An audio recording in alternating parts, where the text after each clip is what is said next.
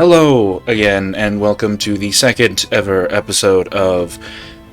Oh my god, I already forgot the name of the show. Oh, it's right on the screen. Pensitivity and Paper, The Pillars of Pakresh. I am the DM today and always Sid. You can follow me on Twitter at SidTheDM1. And again, alphabetical order. Let's just head down the list. Storm, if you'd like to introduce yourself once again. Hey, I am Alex Shize, and I play Storm, your resident Air Genasi bard. Sumners, you're up. Hey, I'm Abby. I'm playing Florence Sumners, your token human fighter. Tobias. Hi, I'm Aiden. I play a half-orc paladin named Tobias. And Valen. Hello, I am Alex, or otherwise known as Wendigo. I am playing Valen Foreign, a drow hexblade warlock.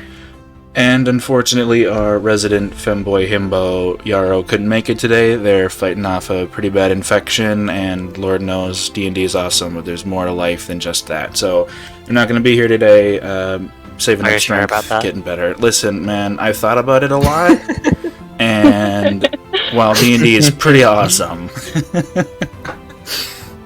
Okay, if all my players are ready, why don't we just get right into it? Let's do this. Awesome. Will we be doing... Yeah? Will we be doing kind of recaps, or... Yes, I was just telling before the stream started that I've never gotten so much creative writing before. My plan is to try and write an intro for every game, because, you know, you gotta exercise that skill. Yeah, last week, on Pensitivity and Paper, The Pillars of Pakresh, our 5 intrepid adventurers found themselves inexplicably resurrected within a temple of the deceased elder god of death, Dustar. They spoke to the only priest within its dilapidated walls, Cam Braxton, and gained a knowledgeable ally. An ally who promised the party potential information about the group's current predicament in the form of a prophecy he had read a long time ago. In the meantime, he sent them to speak with Ambrosia, an extremely eccentric shopkeep who was the opposite of the helpful Cam suggested they might be.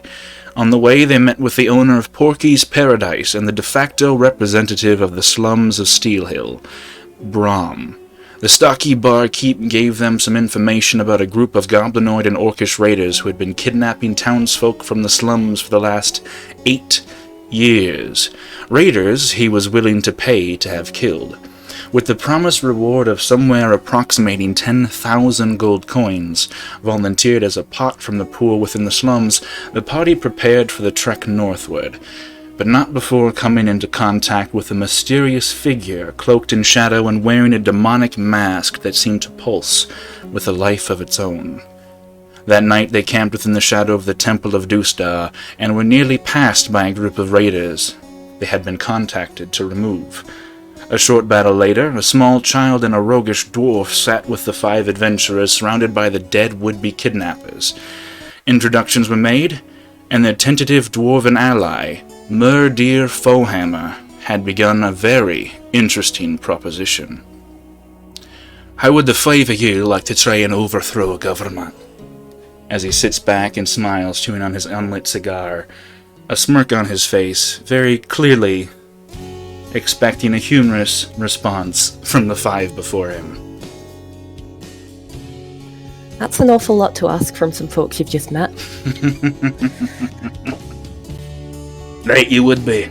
Right, you would be. But we haven't just met. We just killed about 8 sentient beings, so I feel like we're on another playing field in terms of relationships. I wouldn't call us strangers as of just yet. Well, I'd suggest you start explaining then. And fast. Right, well, overthrow is a bit of a hard word. I would use the term replace.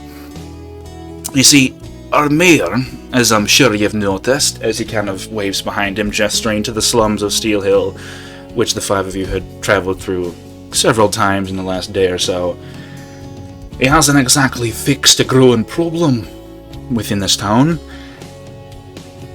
And me, And the person I represent are interested in replacing him. The person you represent. Right? Is this a conspiracy? Conspiracy, I guess you could call it that. It's a bit of a harsh word, if I'm being honest, though.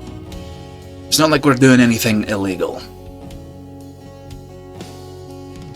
Are you sure? Absolutely. I think overthrowing a government is a bit illegal. Right, being hyperbolic. We're replacing a mayor. See, you can replace a mayor in Steelhill as according to the rules of allied nations, or not nations, allied cities within the Alliance. You can replace him every 2 years with a popular vote. Only problem is, Urwis is immune to votes. You see, when he first came in here after the old mayor died, replaced by Jin fucking Skyguard himself, first thing he did was replace all the upper bureaucracy. Let's say we have a vote. Let's say we have one. Who's to say he won't switch up the vote count? Who's to say he'll even let us have one? Who's to say he'll tell us when the date is? He owns everything. And there's nothing we can do to change that, not when he's not even willing to help his own people from getting bloody kidnapped for 8 fucking years. If there any other option, I would have taken it.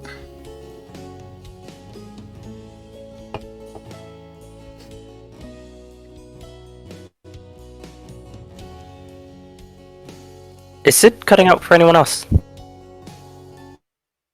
Yes. Yeah. Okay, well what parts did, Yes, Sid, your you voice hear? is cutting out a lot. Okay, let me check something real quick. Alright, Uh-oh. what parts did you hear? Hello?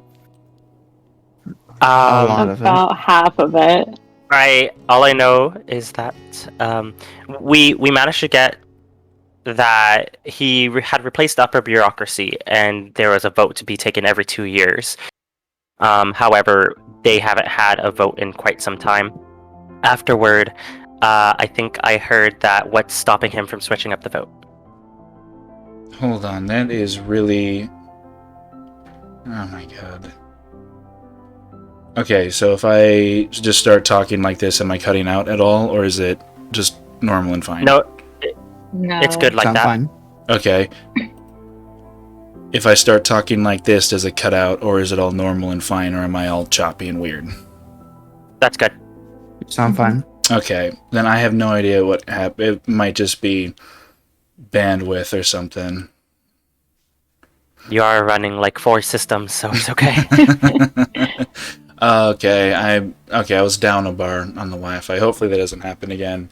If it does, I might just stop streaming and keep recording. In either case, you heard...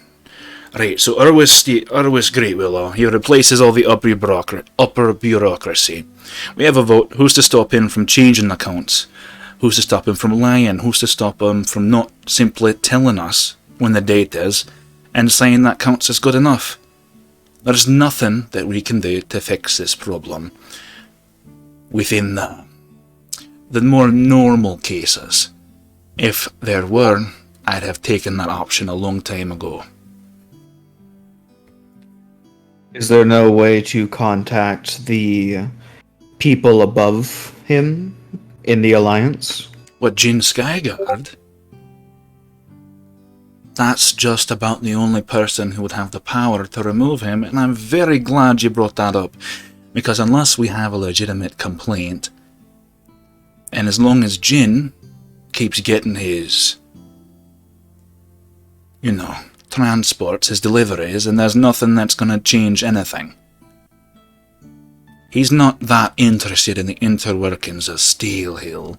As important as we may be to the supply chain, we're just people. And I don't know where you're from, but in most places that doesn't count for much.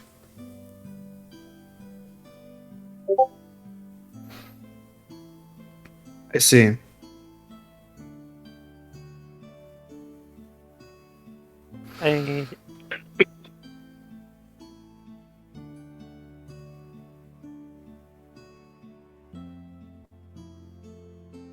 I don't think that I think I'd rather stay low. And that's the beauty of it. I'm not asking you to stick your neck out. All I'm asking you to do... This is a much harder to explain without context. Have the five of you met Ambrosia? Unfortunately, yes. Alright, that explains it. Okay, so here's the thing. Ambrosia... Okay, so Urwis is in control of two of the three major hubs of profit for this town. Near the gate, there's a couple of buildings. Some businesses. There's the Rusty Bucket and there's the Steaming Pile. The Rusty Bucket is a tavern, and all the people who come in as merchants, as mercenaries, and as transport and caravan guards go there. Brings in a lot of money. The Steaming Pile is where all the workers or the miners stop to have a nice fight, have a drink, have a laugh. Makes a lot of money. And the mine itself, that's what makes us important to Easthaven, and that is why Steel Hill exists. Urwis caught the owners of all three of these places of business a while back doing something they shouldn't have, and for bail he made them put up the deeds for their places of business. Now he owns 2/3 of the town, essentially, and he wants the other third. Have the five of you heard of Greenleaf? No. Nah. Right, it's a magically enhanced tobacco made from a herb that only grows around Steel Hill. It requires a magical process to distill it, essentially. Only problem is, the more often you expose your body to the process, the more volatile it becomes, the more dangerous. The auras emanating off of your own body interfere with the distilling process. So there's only a very few amount of people who know how to make the stuff, and it turns out a lot of people want it, including Urwis. Only problem is, it's illegal, and the providers here aren't exactly lining up at the doorstep to make a deal with Urwis. So, what I've done is I found one who's willing to get rid of him. Only thing I need now is a magical artifact that will allow me to record a conversation between two people, which I can then send to any kind of gestures to Tobias, Jin, Skyguard, and we can get them replaced without having to go through all the literal years of bureaucracy to explain our woes to a person who probably won't care. And you've met Ambrosia. She won't sell me the damn thing. She doesn't want my coin, she said so explicitly. I've sent people in with my coin, she won't accept it. What she's looking for is a blessing. She's looking for a blessing. And as I mentioned earlier, the five of you are either a blessing in terms of heart, or you're a blessing in terms of arm, and in either case, I'll take what I can get. The five of you are about to come into a lot of money if you deal with this. And he gestures to the burning pile of bodies. This. And if the five of you are these blessed people that Ambrosia's waxing on about, you could solve a whole lot of problems by just buying a trinket. Who would be replacing the mayor? I cannot tell you. It won't be me. It'll be a person I represent. But you'll have to forgive me for not sharing that information with you. Urwis has ears. He has a lot of money, so he pays people to listen for him. And if I share the name of his eventual replacement, she's going to be disappeared. And that's not something he hasn't done before.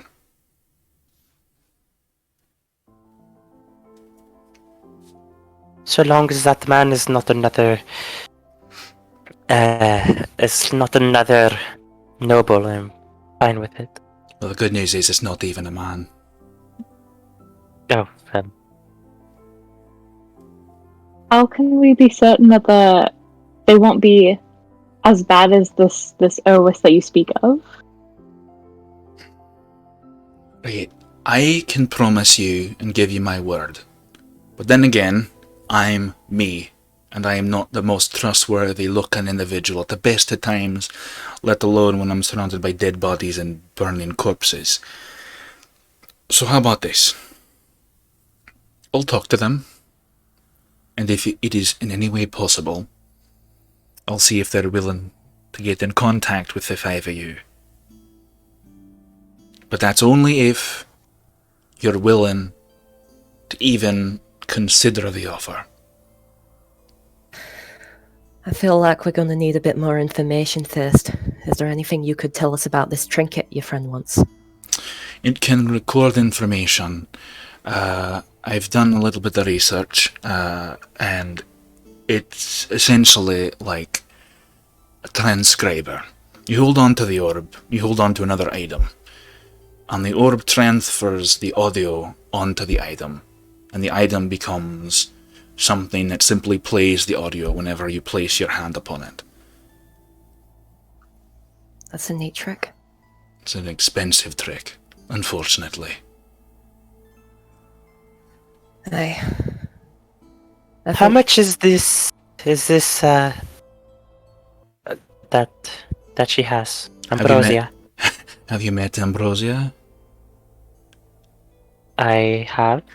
It ranges from about a copper to about 6,000 gold pieces, so I'm not entirely sure. It's given me quite the range. I'm gonna just quickly dart eyes between the rest of the party and say, it's certainly an interesting offer. I think if we're all gonna be a part of this, we would have to discuss a bit more. I think we should clear out the bandit camp first. I think that's gonna be part of the deal regardless. Right. I understand the five of you aren't here to be trusting. That's understandable. I'm gonna take the kid. I'm gonna bring him back home. And I'm gonna give you two last pieces of information before I leave. One, this problem has been going on for 10 years since the rat bastard got put in the position of power. So I'm not worried about waiting an extra week or so. Take all the time you need. And two, I'm not about to make you do this for free. You guys are going to be putting a lot of money on the line if Ambrosia is in any way reliable, which she's not, but, you know, worst case scenario, a lot of money on the line. And I'm not about to make you do that for nothing. The person who's going to be replacing Urwis is a stand-up person. Absolutely wonderful. And I've discussed, should I ever find somebody willing to help to this degree, that the next year, all the taxes that come into the, government, should you be successful, they would be willing to part with 10% of that year's annual tax, revenue. Lord knows it's only a percentage of what Urwis swindles for himself. In either case, I'm going to allow you to discuss. I'm not about to accept embezzlement. Embezzlement? It's not embezzlement. You've heard of the salary, right? I bet surely. Exactly. The town. The slum's in a bit of a state, surely it should be going somewhere to help the town. Right. And you don't... Like I said, 10% is only a fraction of what Urwis takes for himself.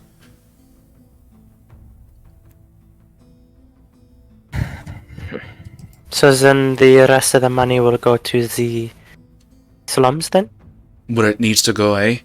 I'm not a learned folk. I don't do math all that well.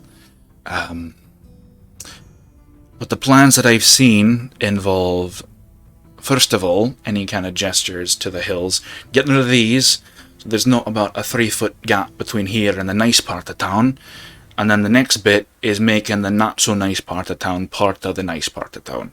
I don't know the necessities of that, but there's a lot of things that need to be replaced. And all I know is that I believe in what they're doing, and what I've seen seems promising.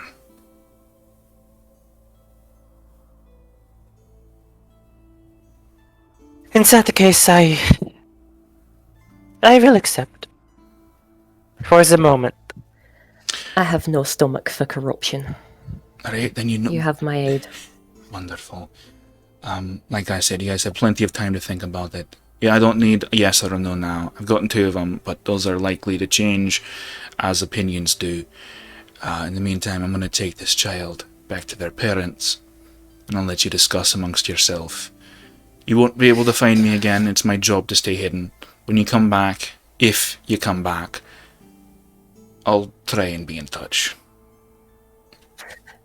And Murder, one more thing before you head off. Mm-hmm. I would perhaps be a little bit warier in the future of who you share this kind of thing with, and I'm going to flash my insignia at him. You never know who you might be talking to. But you didn't think I didn't peg you for a soldier the moment I set eyes on you? Nobody carries hardware like that and isn't at least trained in some way. If you were going to turn me in, you wouldn't be traveling around with a bunch of people. If you were going to turn me in... I'm not one of the less amiable ones. Well, if you were going to turn me in, you probably wouldn't be traveling around with a bunch of... And he kind of just looks at all the companions. Unaffiliated people. Sumnus flashes a smile. You make a fair point. Right. And unless anybody wants to say anything, he is going to scoop up the child and is going to walk into the Temple of Dustar. And eventually, after receiving several blessings of healings, cure wounds, all the fun stuff from Cam, is going to make his way back down into the slums of Steel Hill.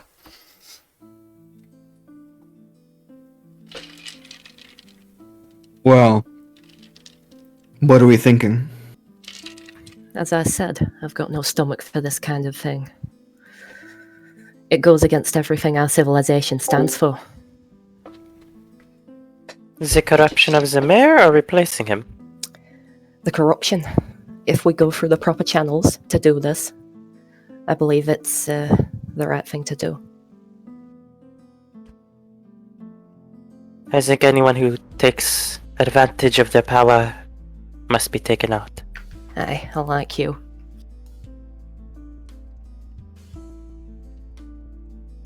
And it sounds like even with our payment, we would still be helping the town more than they are now. Aye, and well, if this job from Brom is anything to go by, we'll be already getting payment in plenty. Some of which will be going to Ambrosia. Aye, of course, but that's still a ridiculous amount of money he offered. That's true. It doesn't seem like we could make things much worse right now, not to speak too soon, but... Aye, you've got a point. Seems to be a lesser of two evils situation. Exactly. I do think it's strange that he intends to pay us with the taxes of the people. I'm not too keen on that myself.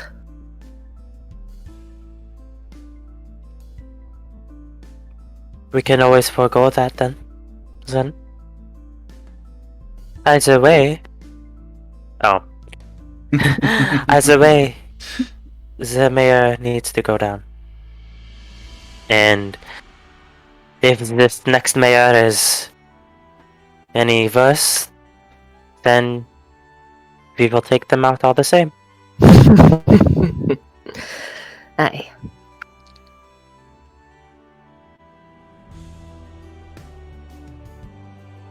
But to the raiders, what will we do? Well, we need to get back to sleep. Aye. And when we head out, when we find where they are, search and destroy. Very well. Rescue any captives they have, bring them back here.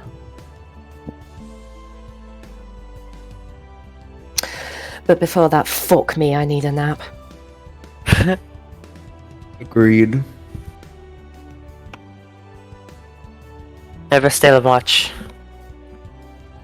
So the rest of you, get some rest. Valen, you've already had a watch today. I don't know exactly.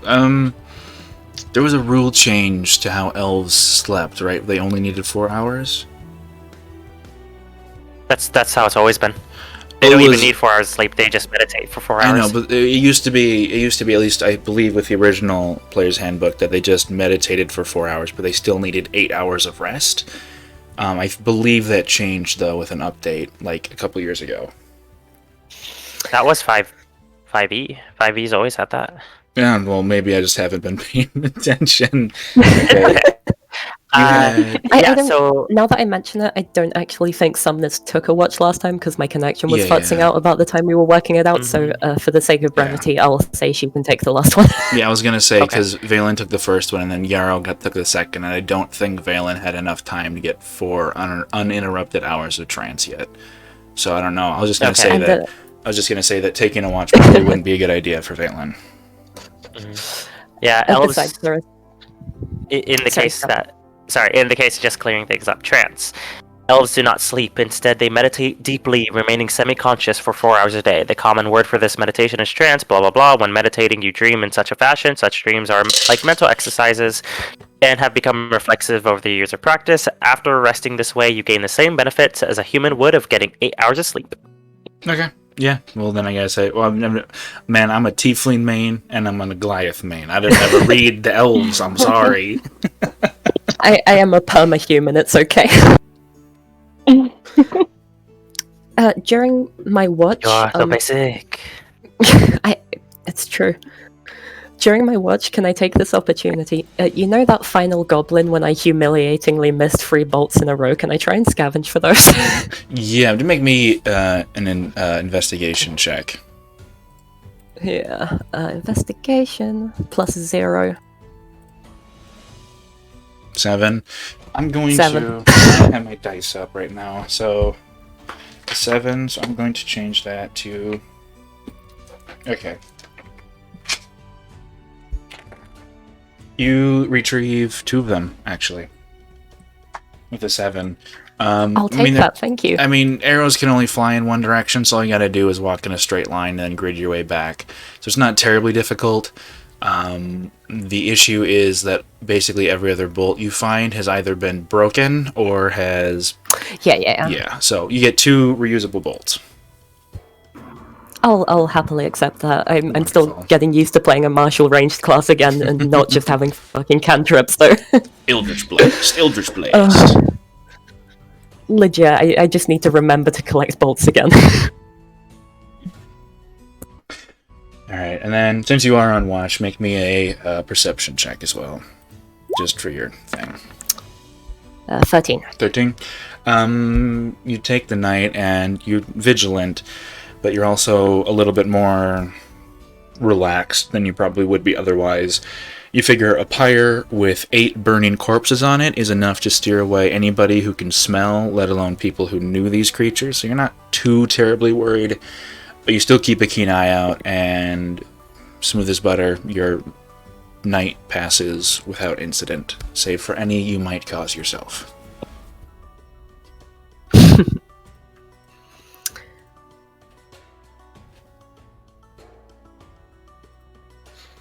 The morning comes, and you all have just spent an entire day in Steel Hill as the morning crests over the hills of... I think I say hill about 1,000 times in this episode. That's my bet. Crest over the hills of Steel Hill, illuminating your campsite with its smoldering campfire and its 2 tents, and the 5 of you and our 4 players are... You guys are free to do whatever you will.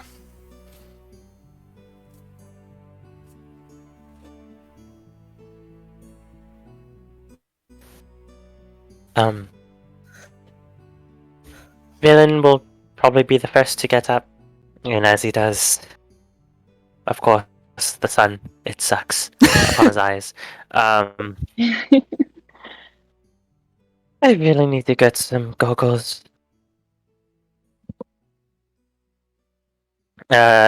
Tobias. Sorry. No, yeah, Valen will probably go about to like wake everyone up if they aren't already. Okay. Yeah. Tobias is awoken by Valen. Makes grunting noises and then starts to put the tents, like pack the tents back up. Yeah, Sumners will offer any aid. Oh, I'll be fine. Well, we've got a couple. We can each take one. I guess. Well, Tobias is packing up one tent. Sumners will start on the other one. For the two of you So- trained as... Oh, I apologize. I was just going to tell you pack up the tents, but if you want to have a conversation that is way more interesting than me telling you, you pack tents good. I was just going to say, once we've settled ourselves for the morning, we should probably get a plan of action for the day. Agreed. think- We'll need to actually scope out the ruins and see how best to approach it.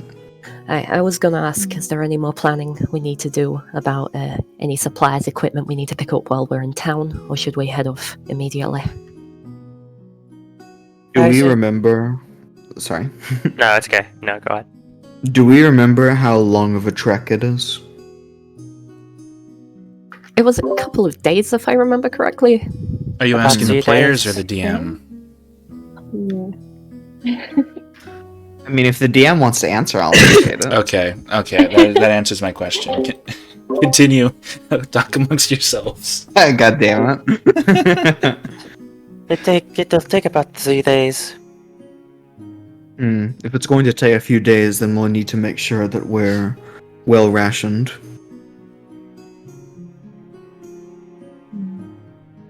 Well, I've got plenty of dry food on myself, but and she kind of looks to was it Tobias and Yara who are our outlanders? Yes. He goes, but you two seemed quite capable of collecting food for yourself last night, so I'm sure we'll be fine. Maybe. Although, you'd be surprised how hard it is to collect food for 5 people. And everything here is so brown.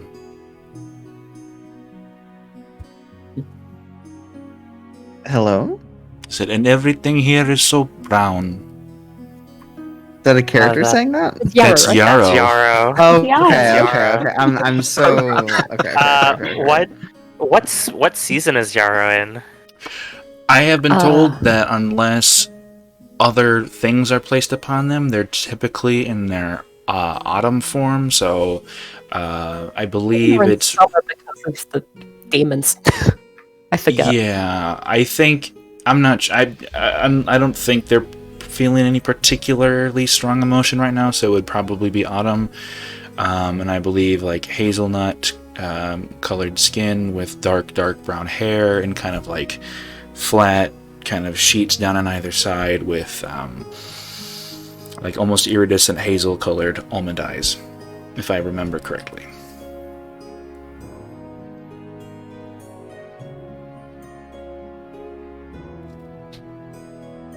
So, gather any more supplies just in case. I think it'd be wise to at least pack a couple more days of rations for each of Aye. us. That's not a bad plan.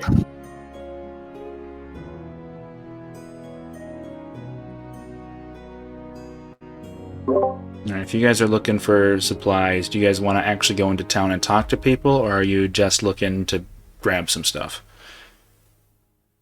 I'm down to talk to whoever sells the supplies.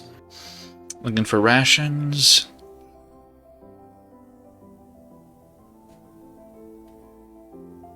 Yeah. Okay, hold on, my thing wasn't responding. I was, okay, okay,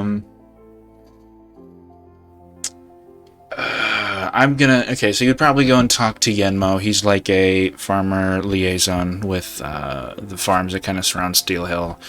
Buying rations isn't a particularly interesting endeavor, and Yenmo is the most interesting individual, so, just to speed it along, because he doesn't really have any information for you. I offered, and then I'm taking it away. If you want rations or anything, just I am heavily invested in this Yenmo. okay. I Well, need to know everything about him. maybe some Can other we at least time. know what he sounds like? Right now, Yenmo. Give him an accent, coward. I actually, you're making fun of me right now. I actually have to pull up. He has a sheet. Everybody's got a goddamn sheet. He's got a name. He's got a sheet. Okay, where is he? He's at the Horn of Plenty. So When your players want access to all of your NPCs. Boy, howdy, my name is Yenmo, and what can I do for you? Welcome to the Horn of Plenty. I'm so glad we asked. Mm-hmm. I immediately regret He's this an decision. he's an old halfling man with like overalls and like no shirt with like only like 3 springs of chest hair poking out from the top with a straw cap to the side with a couple holes poked through the top. Like yeah. Does he have like a sprig of wheat hanging out of his mouth? No, but he's missing a tooth. Nice. It's good enough. I immediately regret this decision. We are here. Hello, sir. We are here to buy some rations for all of us. Well, then you came to the We're going right on place. What are you looking for? Something meaty? Something dried? What are you looking for? Well, it's about a 4 days journey, 2 days there and back. Will meat last this long? Well, it depends on if it's dried or not. If you're just eating the meat, that might spoil, especially in the... Actually, it's been pretty nice out recently, so it'd probably last about a day, maybe 2. But if you get it dried and salted, that could last you for a while. I guess it'd be wiser to get it dried and salted. That's probably a good decision. Looking for 4 days worth for how many people? Well, actually, 4 days for 5 people. For 5 people. Let me just quick go into this handy dandy thing I have called the Player's Handbook, and I figure out how much a ration costs. Oh, where'd you get that from? Oh, my cousin bought it for me. It came with a nice pair of dice, which was weird because I only play cards. So I just gave them to him, and I haven't used them since. So 5 silver pieces for a day's worth of rations. That'd be 20 silver, so 2 gold pieces. Alright. And then I look to the others, and I say, who's paying?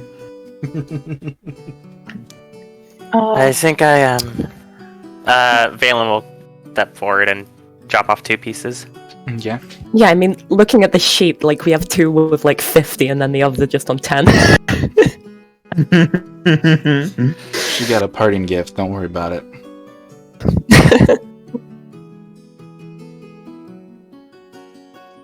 Alright. Yeah, you're handed 20 rations. They weigh 2 pounds apiece, and you can distribute them how you see fit.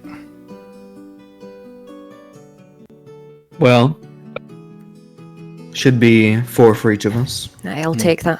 Thank you, Valen. You're welcome. Thank you, Valen. It No, I seems believe am it's the- thank you, Yenmo. I paid you your gold, the little one. I'll see myself out. Thank you, Valen. It is alright. It seems I am the financier of this trip. I bought the tents, and I bought the rations. And we Pitching greatly our pieces appreciate at it. some point, I'm sure. Okay, but I'd need to ask, can someone carry my rations? I don't think I can carry them myself. I don't think I can. You do have 8 strength. I only have I'm 4 pounds away from being over encumbered. I'll put it. It's the least, Okay, it's the least I can do. so the over encumbered thing Wait, is isn't the over encumbered isn't a strict rule. It's more like you don't go over like 10 pounds over it. Like, don't be carrying around like 30 pounds of steel because you think it looks cool. You know what I mean? Like, if you want to carry Is your it- rations, feel free, but Is it by 8 or by 15? times 15. Oh, never mind. I can carry them. Never mind. I'll take them. It should be, I put the sheet in, I think it's in link sharing, or it's in-game. I have a sheet with the kills and the money, and there's a little box next to it that shows your encumbrance percentage and how much you can carry. Yeah. Weak ass party except for Tobias and Yarrow. Oh my god. The other game that I'm playing, I don't think I have a single person who has more than... The highest strength is 14. Sheesh. And he's a solid cleric. 7. Yeah. That sounds terrible. That sounds just straight up awful. I like them. Don't you slander my other D&D party. It's all fun and games until there's a door that needs to be broken open. That's what Fireball is for.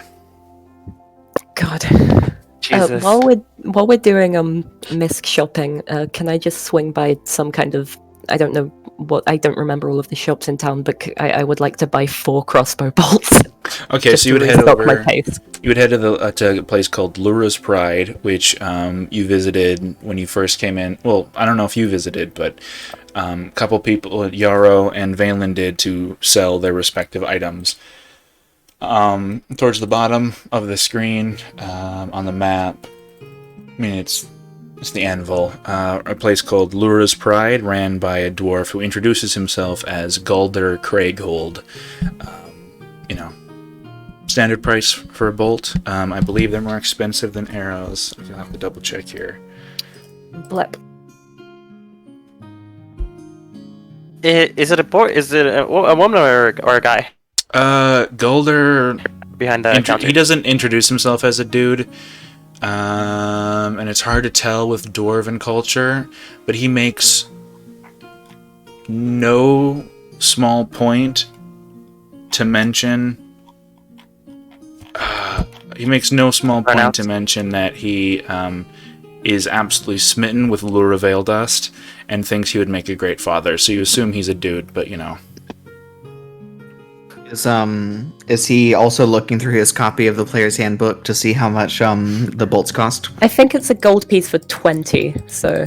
That's arrows for sure. I don't know if it's different for crossbow bolts.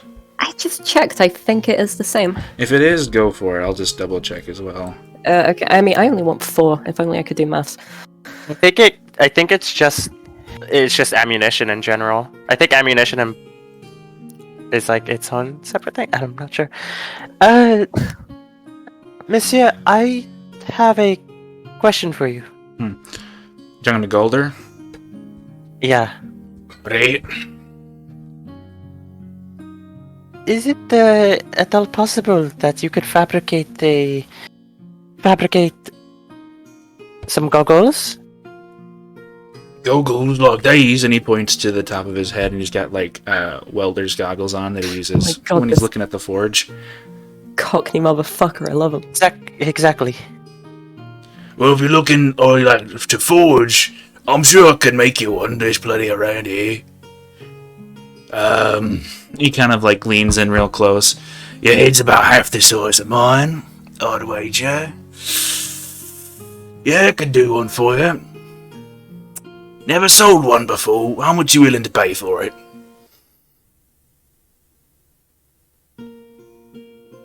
Well, I should. Oh shit! Should I get them before or after we get back? It's up to you. Because if we attack during the day, I'm gonna have disadvantage on like everything. I assume we'll be inside a lot of the time, hopefully. I would hope so, but there are ruins.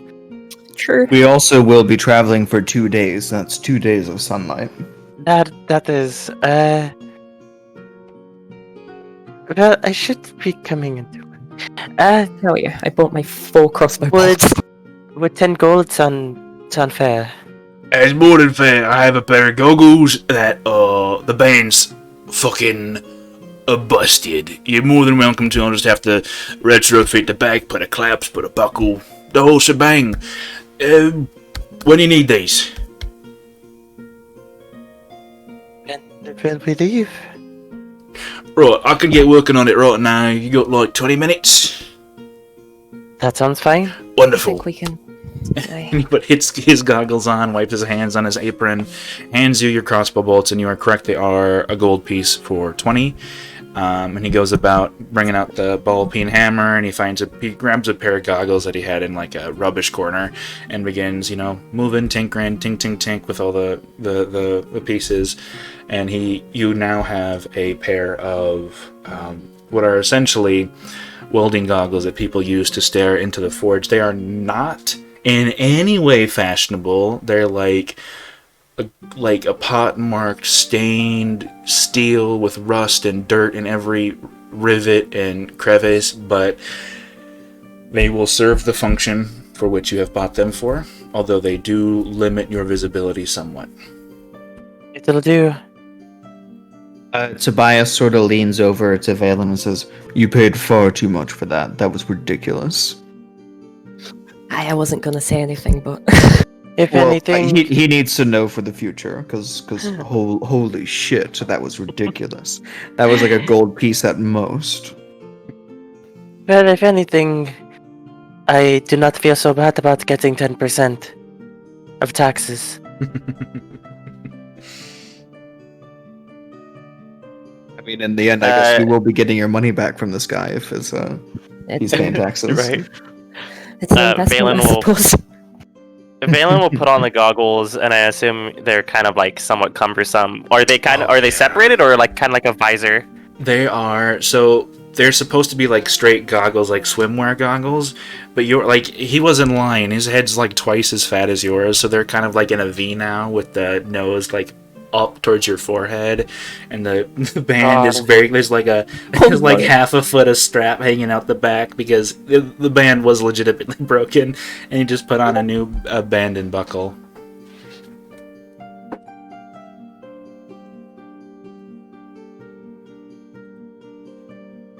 I might regret that purchase, but oh well. Well, as long as you can still focus on them when it's light out, we'll be good. It'll be sufficient until, well, we get something else, or I get something else. Aye.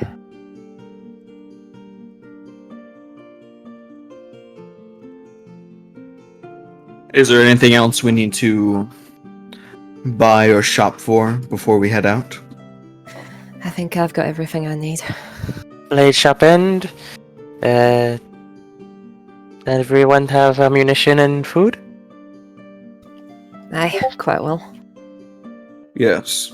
Well, I think it's time to move on then.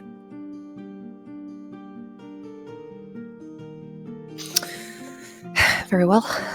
Let's make haste. And if the Read. 5 of our adventurers are all good, Storm, you said your internet's cutting out in and out a little bit. You good to go, or? I'm ready to go. Wonderful. The 5 of you. Yarrow, are you ready?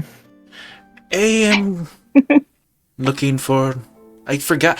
Was he? Did he have like a Russian accent? Yeah, he was Russian, wasn't he? I seem to remember that. He's gonna be Brahm. I'm not doing his voice. I'm doing Brahm's voice because Brahm had a Russian accent. Oh dear. It'll do. I don't like buildings much. Let us go somewhere where there is plants. That is what Yarrow says. Very insightful, I agree. I'm sure we'll be passing by plenty. The 5 of you gather up. Make sure you guys still have your coin in your pockets, making sure all your gear is strapped, ready to go, making your way once again through the hills and back into the slums of Steel Hill. I'm going to roll a d4 for this, actually. There's the pointy one. 4, that would be Valen. Make me a perception check, please. Do I get disadvantage, or do the goggles kind of mitigate that? No, they would still be at disadvantage because you don't have disadvantage for attack rolls and stuff. What you have disadvantage for is perception checks because these goggles are big and bulky and they limit your vision. You can basically only see forward. Your peripheral is pretty significantly cut off. So you would still be a disadvantage for perception, but in battle, you don't gotta worry about it. When I see that man again, I will kill him. I told you they were big and bulky. That's a 9. Like, I warned you before you. Well, I thought he said that he would forge me another pure. No, he said he would retrofit one that had broken. Oh, Because that's why he made it in 20 minutes. That's my fault for not. That's my fault for not listening. I'm like 20 minutes. Like, is that feasible? But then, Yeah. And you paid I don't 10 know. gold He's a for it. dwarf. He's a dwarf. I stereotyped him. I apologize. With a 9, that's the DC was 5. I'm not making you look for anything too crazy. It's just that as you have made your way in and out of town, at least the nice part, a couple of times now, you do notice that there are more than a few guards in, like, around the Central Park area, around some of the stores. None of them are wearing standard armor. These appear to be volunteers or militia in nature. Kind of raggedy leathers with old chainmail that's probably been passed down through generations. But they do all have insignias. An insignia that you saw Summoner's Flash to Murdier, which is essentially a segmented... If you look on the map, it's a very low-quality version of it. But on the Steel Hill map, there is... Above the $sign and underneath the crown on the west side of the map, there is a small little shield-looking thing. I see it. And that shield-looking thing is the insignia of Miststone. It is a sun rising above a hill with segmented colors of maroon and gold. And they all appear to have these insignias, despite the fact they don't have any, like, standard uniform in terms of their gear. And as you make your way into the slums, you see literally none of them. Not a single guard within the slums as you make your way through, before finally making your way towards the temple and up through the hills. All four of you make me a perception check, please, as you make your way through the slums to get to the hills once again. Oh god, it's going to be the cultist again, isn't it? The 9. I swear, if I can't see this man. Oh, there's a 17. Yo! That was the nat 20, and now it is a 6. No! This is what you get for choosing a drought. We can just not see the demon together. I just will never see him, so it's fine. I choose not to see it. I apologize. I'm trying to mess with OBS right now because it is not happy with me. Hold on. It is not happy with my decisions, and it upsets me that it is not.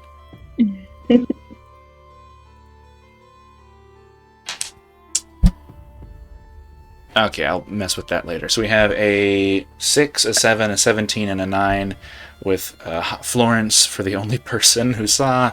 As you make your way through the slums, once again, about halfway through, very similar to the last couple of times you've seen this, in an alleyway, as you pass by,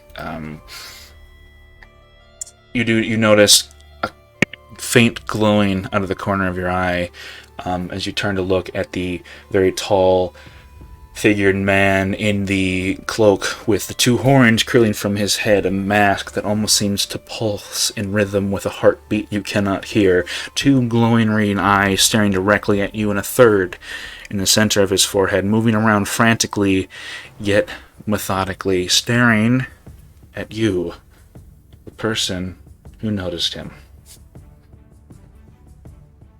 Oh boy.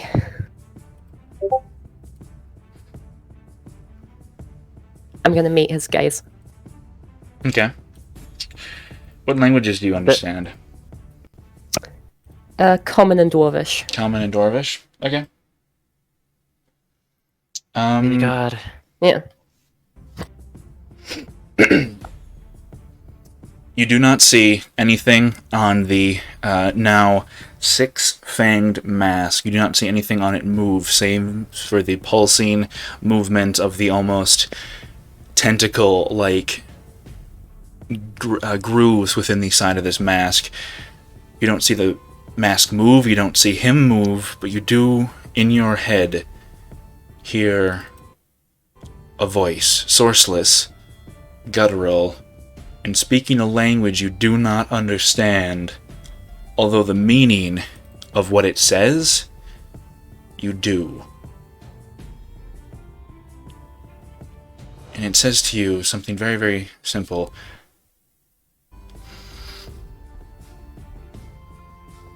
You have keen eyes for one so young.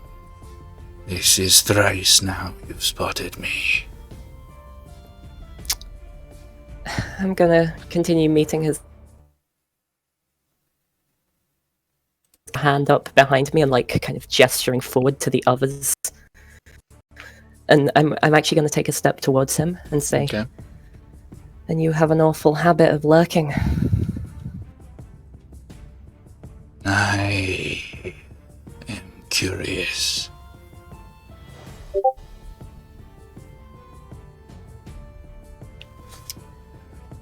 Why stick to the shadows? And why keep such a keen eye on us? And I'm going to do what's called the pro gamer move.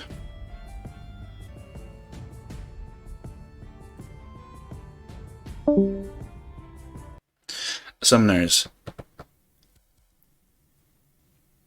can you hear me? I can, yes. Okay.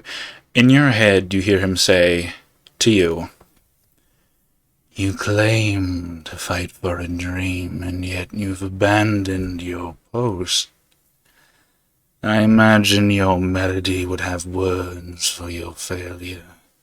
Was she not but a ghost?" Don't you fucking talk about my mother.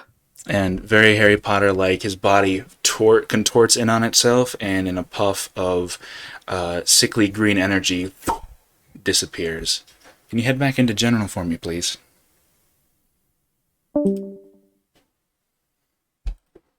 So This feels bad though. that was all in my head, but they would have heard what I said, right? Out loud. No, As you were I in said. the one-on-one chat. You should have. But The would stream they- heard. They did not. Would they? I mean, yeah, but would the Okay. characters have been able to hear what I said That back? was yeah.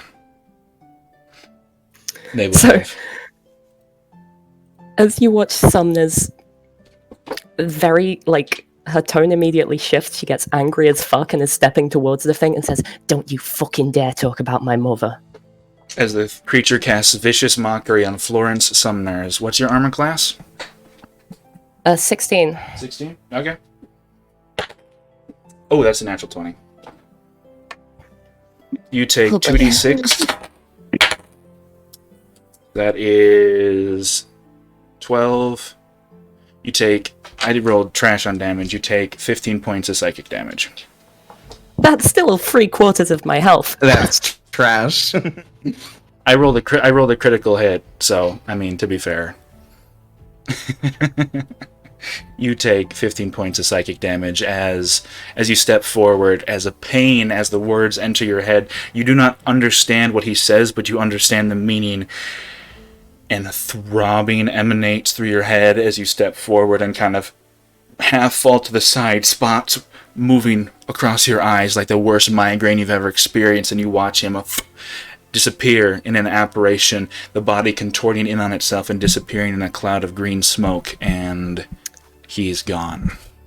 Yeah, for flavor on this, even though she wouldn't have been able to hit, as soon as like that pain hit her head, she pulled her sword and just lunged forward, but wouldn't have got anything. Tobias, hearing what Sumner said, turns around and says, "Sumners, what happened? Are you okay?" Immediately then, like, the arm goes limp and she kind of hangs the sword below her and just grasps her head and goes, "Fucking hell, that hurt." And she is like shaking What slightly. hurt? slightly and kind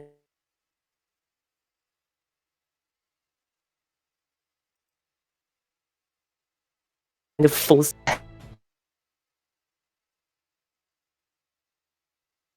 The Didn't you masked see him? one.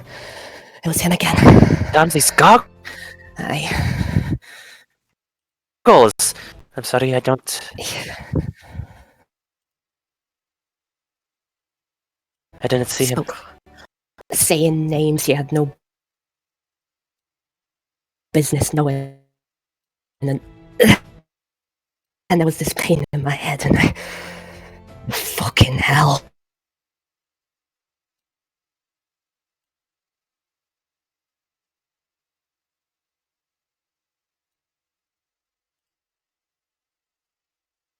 I think we That's should be exposed concerning. to the slims. I'm gonna have to ask for a minute and use my second wind because Jesus Christ.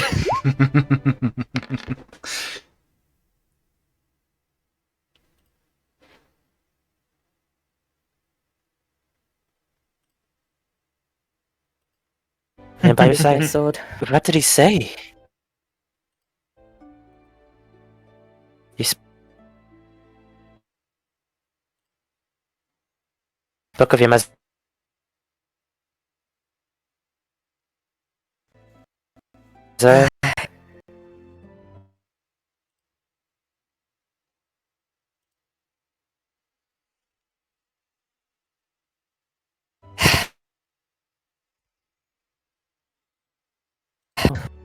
I think this cultist of sorts is much more than we think of him.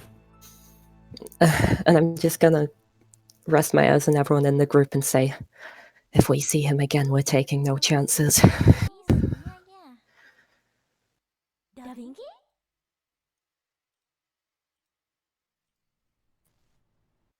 Reed, will you be well enough to I continue? wouldn't worry about it. And she kind of stretches for a second with her burst of renewed energy from the second wind now in her. Let's just keep going. We've got a lot of travel ahead of us.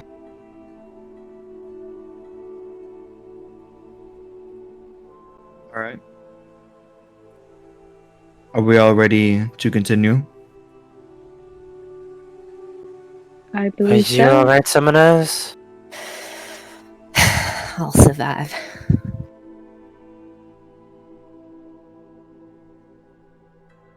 Take all the time you need.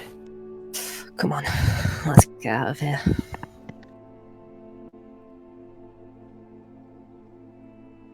Very well.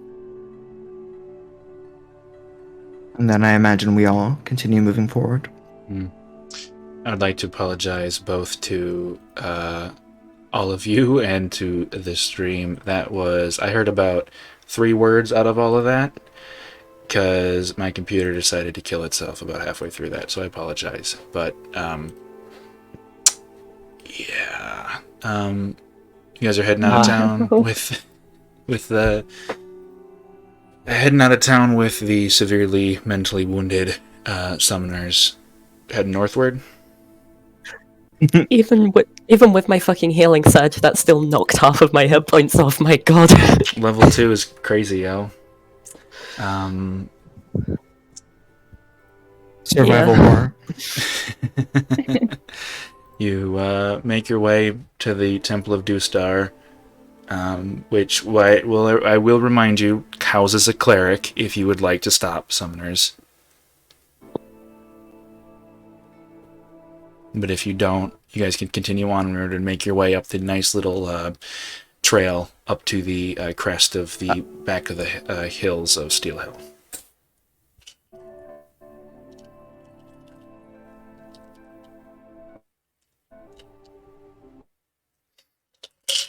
So it sounds like... See cutting out for anyone else?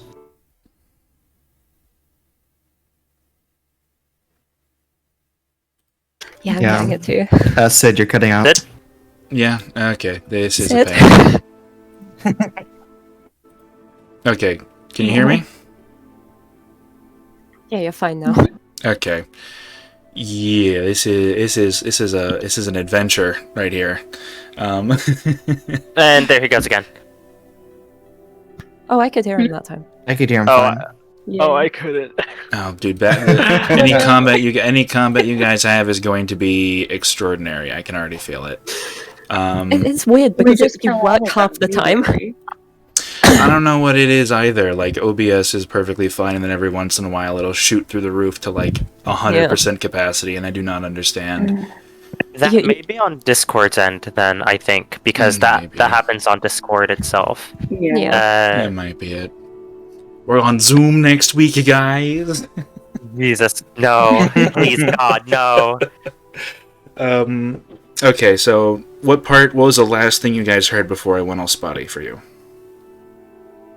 We I were didn't hear any of passing. it, to be honest. We were were passing passing the by. temple? What's it called? Okay, so I said you guys were making your way through the slums to the north, and you passed the Temple of Dustar and began to make your way to the trail at the back of the temple.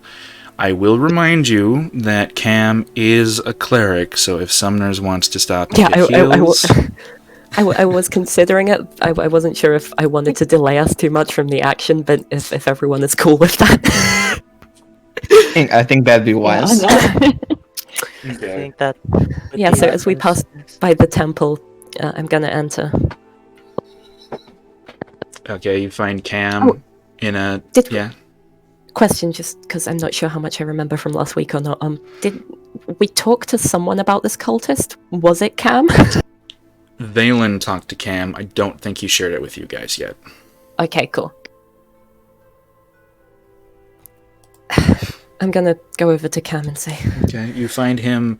None of you have been in the back of his room yet, which is like a little cubby behind the door. You've seen him coming in and out of when he met you for the first couple of times. You kind of lean in and knock on the frame, and he's in a very. It's probably only like 6 feet wide, but it runs the entire back length of the temple, and there's a bed, there's a cot with a cabinet above it that looks like it's medicinal of some kind, and a desk between the two that is completely covered in open books and scrolls that have been kind of tossed to the side and read open. It looks like he's in the middle of researching for the five of you as he kind of turns and looks at you and smiles very slightly. yeah. Sumners gives like a slight grimace and then goes back to looking frustrated and says, Cam, hate to interrupt your study, but had a bit of a run-in the slums with something. That is more than fine. If you're looking for a thorough checkup or just a quick bump to get you on your way, I know you are in the process of dealing with a significant problem of the martial variety. Yeah, and she is at this point rubbing her forehead and says, I don't know what it was. This thing spoke to me and then I felt a shooting pain in my mind and I still feel weak from it. I don't Kind of suppose quiet there. there's You're kind of quiet, anything Summoners. I can't quite hear you. Fuck. There you go. Okay. I heard that. Loud and clear. Just sounded like you were away from your mic a little bit. I didn't move it at all, so And today is a day, huh? God, maybe I think I get quieter the more I do character voices. It's something I get complaints about sometimes. Mm. Yeah, I'm just gonna. Did you catch any of what I said?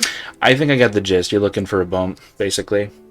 Yeah, she basically said she ran into someone in an alley, said something, felt some pain in her mind, and she still feels a little weak.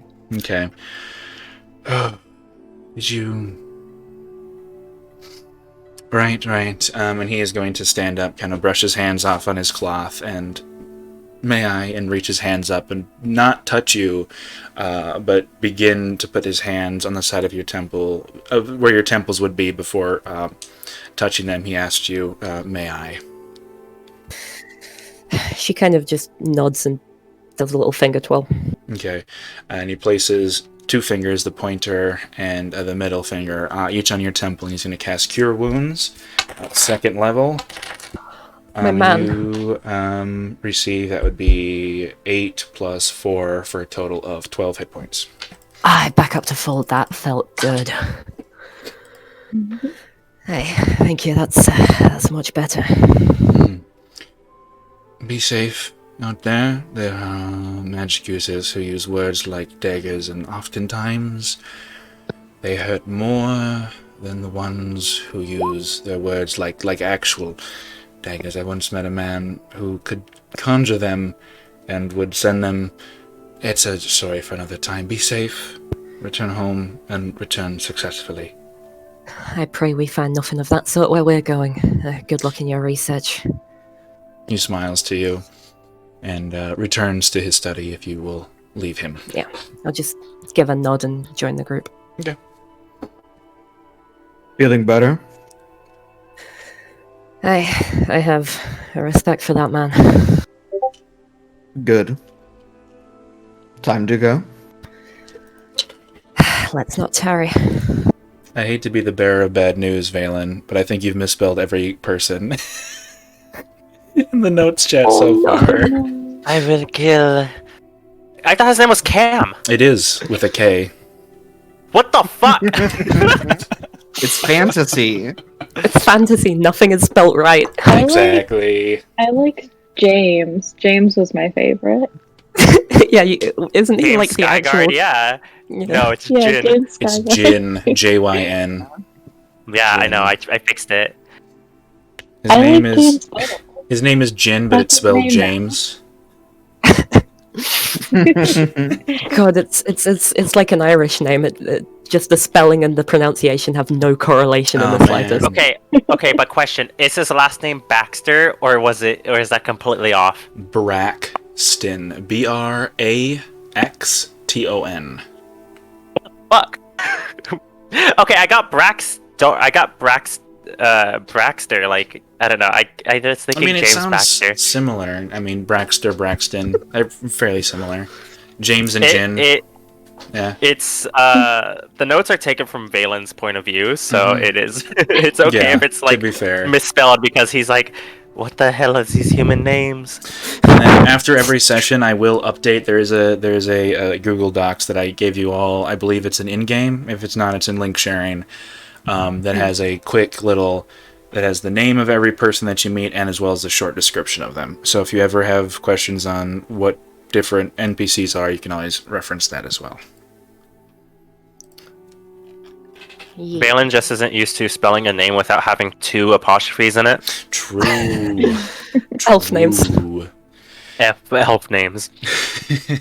So the 5 of you, after reuniting with summoners, make your way to the back of the temple, and there's about, I'd say, 30-foot clearing between the back of the church, which has another door on it. Summoners, behind it is Cam and his room, and beyond this temple, there's a very, very small, almost deer-like path that kind of winds its way up these nearly unscalable hills. Normally these hills are very, very steep, very brambly, very rocky, and you can climb them, but it is a pain in the ass to do so. And this kind of switchback deer path that you guys take all the way up leads you to the top of the hill after probably about a 20-minute walk, at the top of which you can see over the entirety of Steel Hill, and it is, for many of you, the highest you've ever been, the greatest vantage point you've ever had over an area so vast and open. Beyond the walls of Steel Hill, made of wood and cobblestone, there are farms upon farms with wagons being brought to and forth. You can see people moving around the central plaza of Steel Hill, people hawking their wares outside the corner of the central park. You can see people moving around the slums, still in very rapid and quick-paced movements, hiding between tents and mud flaps, trying to avoid any potential kidnapping. And it is breathtaking. And your journey is before you. Of the 5 of you, who is helming this expedition? You can choose up to 2. Probably would be Tobias and Yarrow, considering they're the tankiest. Okay. They're also the Outlanders. But should someone sneak up behind us, who will be in the back? Okay. So, Although I do feel like Summoners would also be quite close, since, if I'm not mistaken, she has experience as a scout. That is true. So I think we'd want her to like be on the lookout and need her eyes up front as well. Yeah, I'm willing to help. Okay. Yeah, So- still behind Tobias and Yarrow, but like not all the way in the back, basically. Yeah. 100%.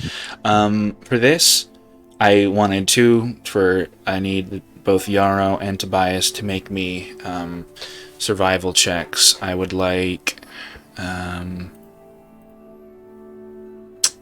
on. Let me pull up Yarrow real quick. If I'm like kind of semi close, could I do help You know to what? Tobias? So since I'm not, like, just give him the help action so he can have advantage on his. You know what I'm gonna do? As you guys turn your backs to Steel Hill and look over the rolling plains of your journey to come, I think we should go ahead and take a break real quick. If that's alright with you guys. Sounds good. Awesome. Sure. Take 15 minutes. I'll be right back. I gotta go get some things, and we'll be back in 15 minutes, you guys.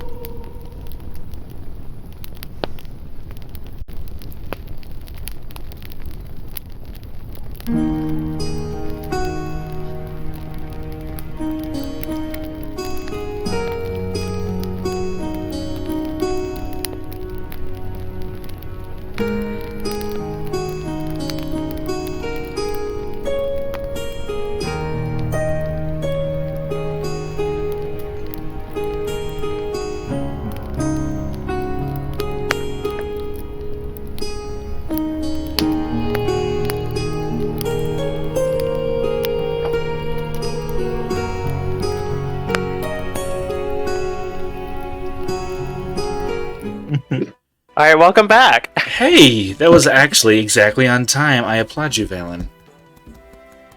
That was my clap. You're welcome. The five of you, with your backs to the picturesque view of Steel Hill at your feet, are beginning to make your way northward through the rolling hills and the iron-rich fields of Steel Hill, and begin to make your way towards what you hope is the den of the raiders, where you can fix this problem once and for all. Tobias and Yarrow are leading the charge. Summoners. I would like Summoners and I would like Tobias to make me survival checks. Summoners do so with advantage. Yeah. Actually, both of you do it with advantage because With advantage? Summoners has the help of Yarrow. I don't want to look onto their sheet and roll for them. And Tobias has advantage because Outlander. Okay, I'll look on that. Okay. So that's a 20. Oh So shit. we both could go way there. better. Okay, good. Hey. Neither of you get lost as you begin to make your way northward. The travel is difficult. It is undoubtedly difficult. The hills are rolling and expansive, and while they're not particularly difficult to navigate, it just takes a long time because you go up, then you go down, and then you go up, and then you go down, and for every about 100 feet in elevation, you only travel forward about 30. So it just takes an extra amount of time to get anywhere you want to go. But you continue onwards, and you don't lose your way. As you travel, does anybody want to do anything? Conversations, things they want to look for, flowers they want to pick? Is anybody looking for anything, or are you guys just single-minded, making our way downtown, walking fast paces homebound? Are you guys doing stuff? Summoners, Hey? what is the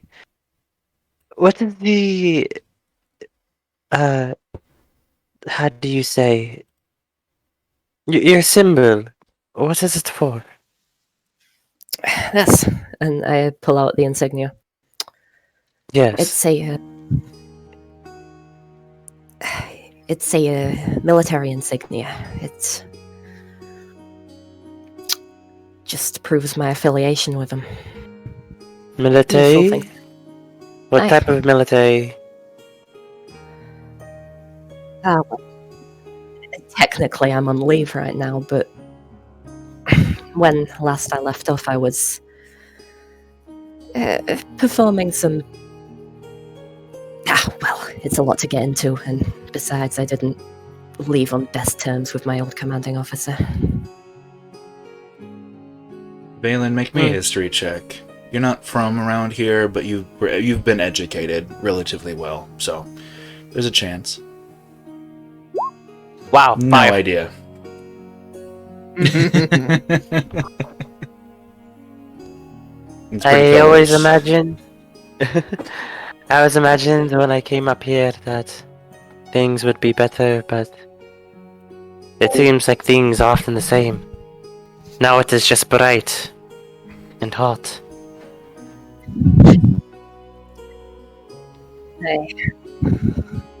I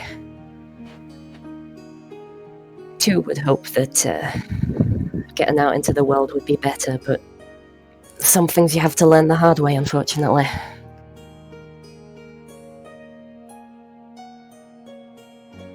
Ooh. Valen would remain rather silent at that.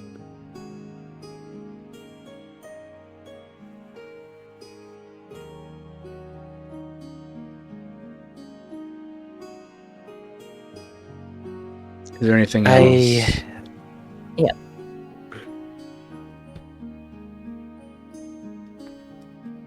Are the rest of the guards in Steel Hill, are they part of your army? Well, they're part of the, I guess, army in larger sense, but not any folk I worked with. I mean, sure, I did a bit of guard duty when I was younger. I did a lot of training, but most of my work was slightly on the more specialist side.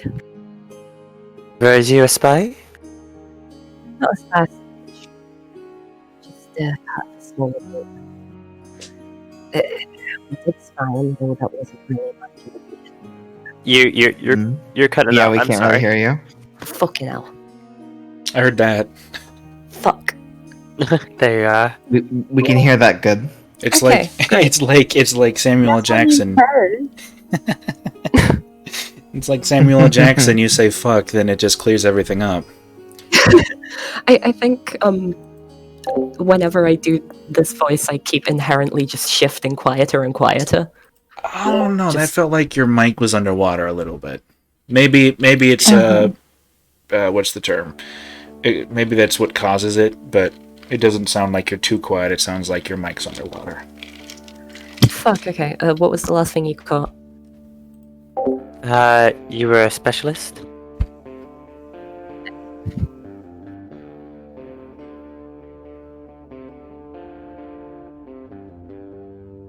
No, it's just completely silent. We worked a bit more covertly than the larger units for most of the time. Just hunting down Ashen worshippers, search and destroy missions, just smaller scale stuff. What kind of worshippers? Ashen worshippers, cultists, not good folk. That's a way to put it.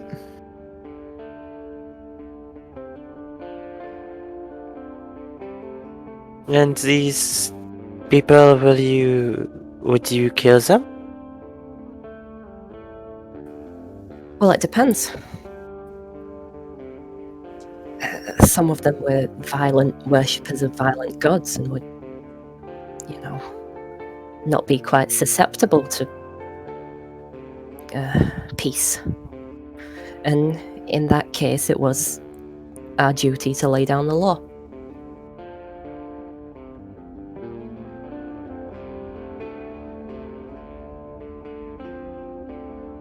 I suppose death is a better alternative than living under someone else's rule. Still, I can't say I'm proud of everything that came out of that piece of employment.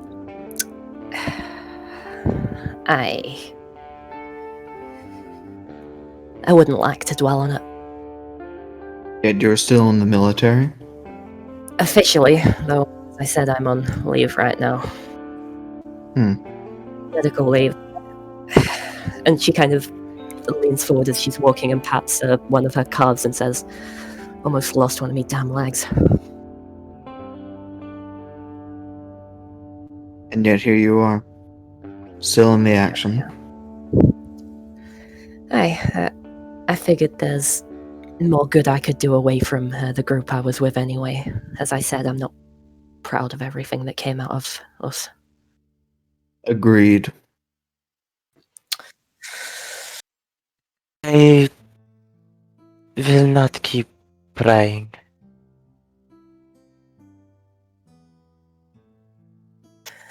It's better this way. I think that this, and she kind of points to the road, the woods around her, and then forward to the direction they're going. This journey, this is something good. This feels like what we're meant to be doing. I only wish the military saw more opportunities for ventures like these, she says, stretching her back a little.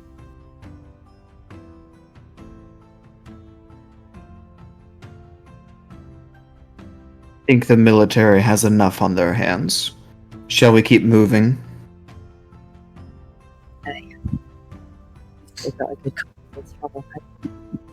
You're cutting out a bit. Fucking hell. You understand my pain. God. I don't know what to do.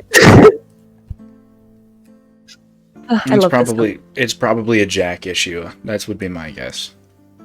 this. Yeah, I really need to replace this headset sooner rather than later.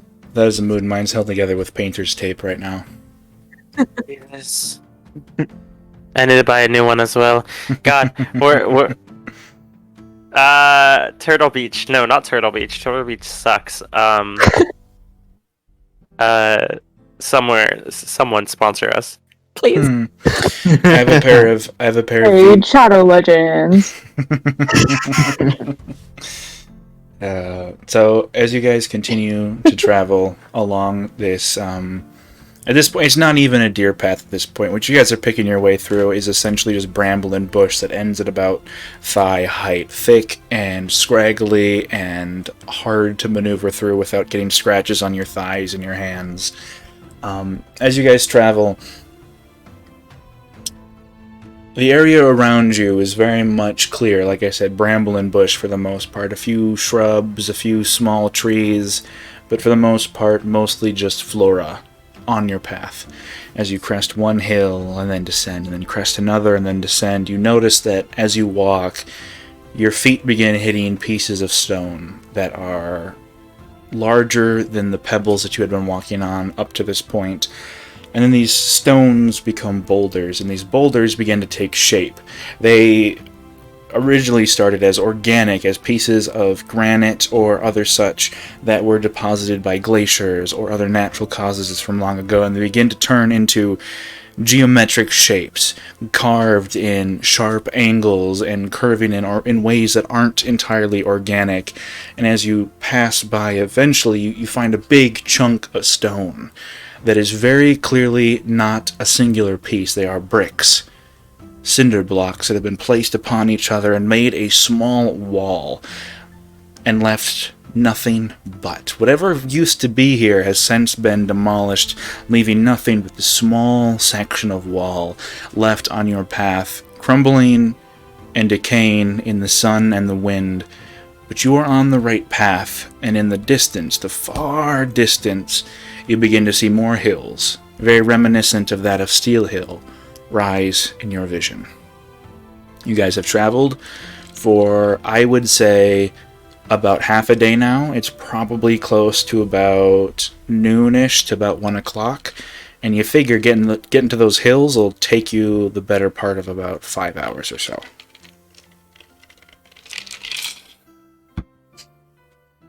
How long have we been traveling already? I would say you guys bought some stuff, so you guys probably didn't leave until like 10 o'clock. So you guys have been traveling for a couple hours, I'd say close to 2.5, 3-ish. You guys are about a quarter of the way there. Yeah.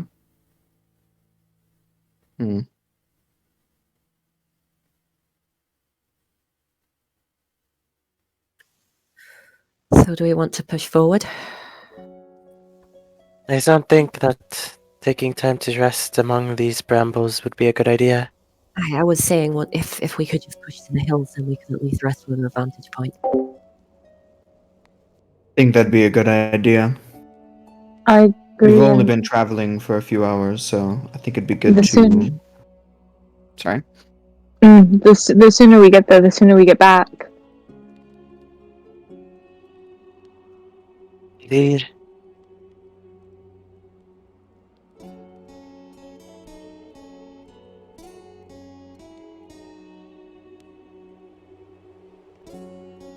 What about you, Storm?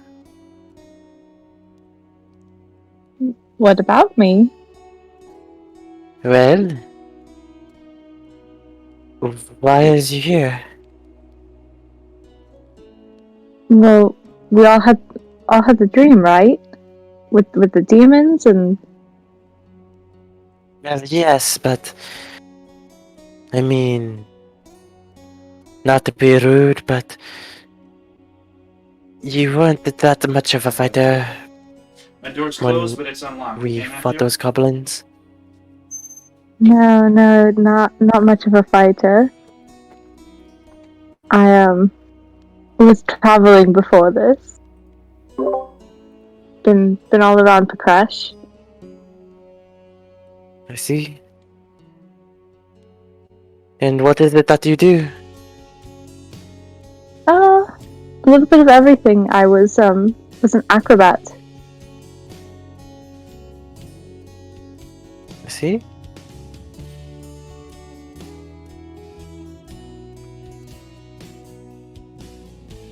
for a circus?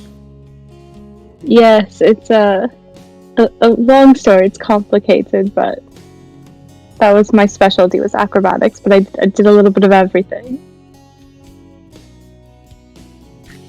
To say, during that unfortunate encounter back at the camp, I did notice you calling on some arcane abilities. Hmm. It's a good thing to have, I think.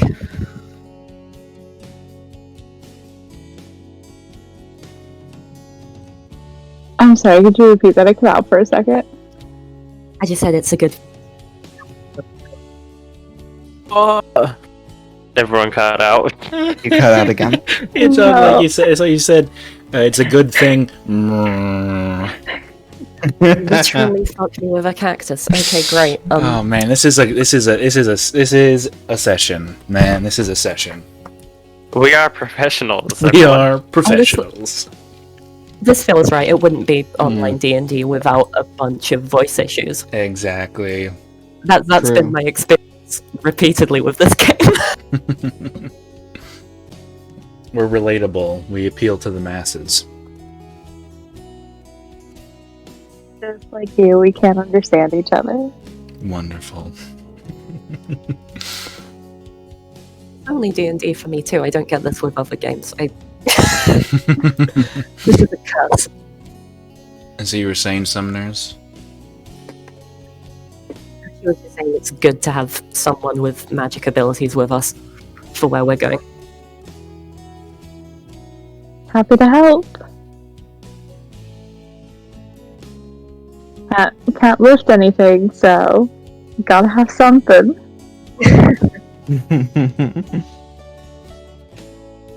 Magic in the right hands can be quite powerful.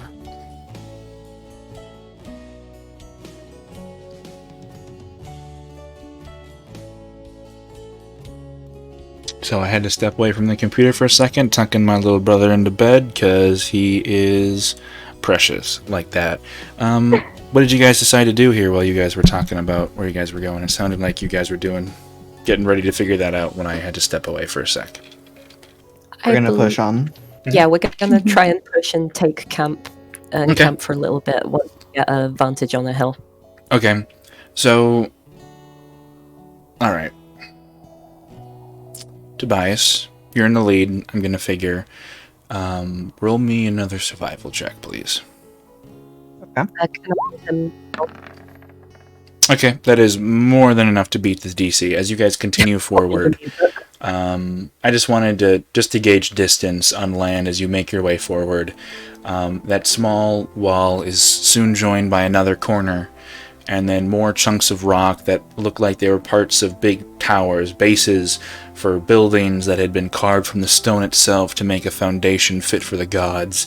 And as you continue, these become more and more numerous, and eventually, after several hours of travel, about close to five and a half, you crest a hill.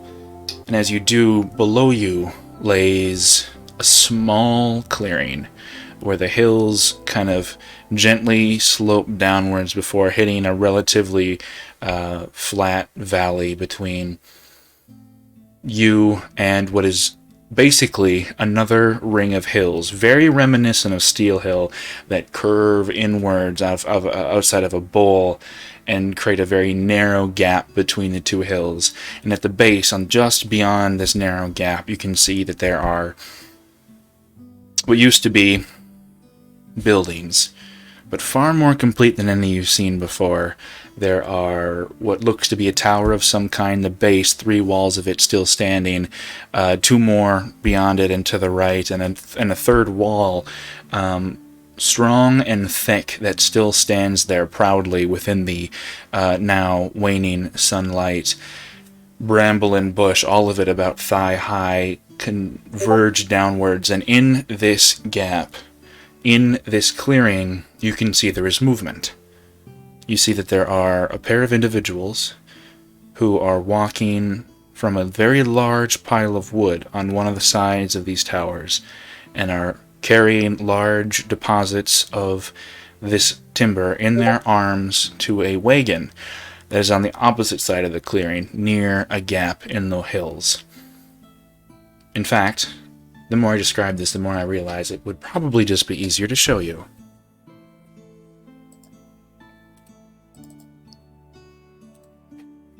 Yes, maps. Very excited. Yes. Sheesh. We aren't Here we are, Dylan. We aren't starting that. Sheesh! Sorry. Force of habit.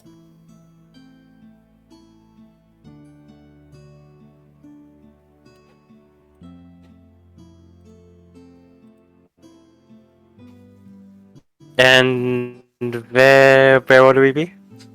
Oh, You guys are that's nowhere I near love this. You guys are a ways away from this right now. You guys But can we are- discern these figures to be orcish? With a 17 survival tech from Tobias, yes, you would be able to determine that they are orcish.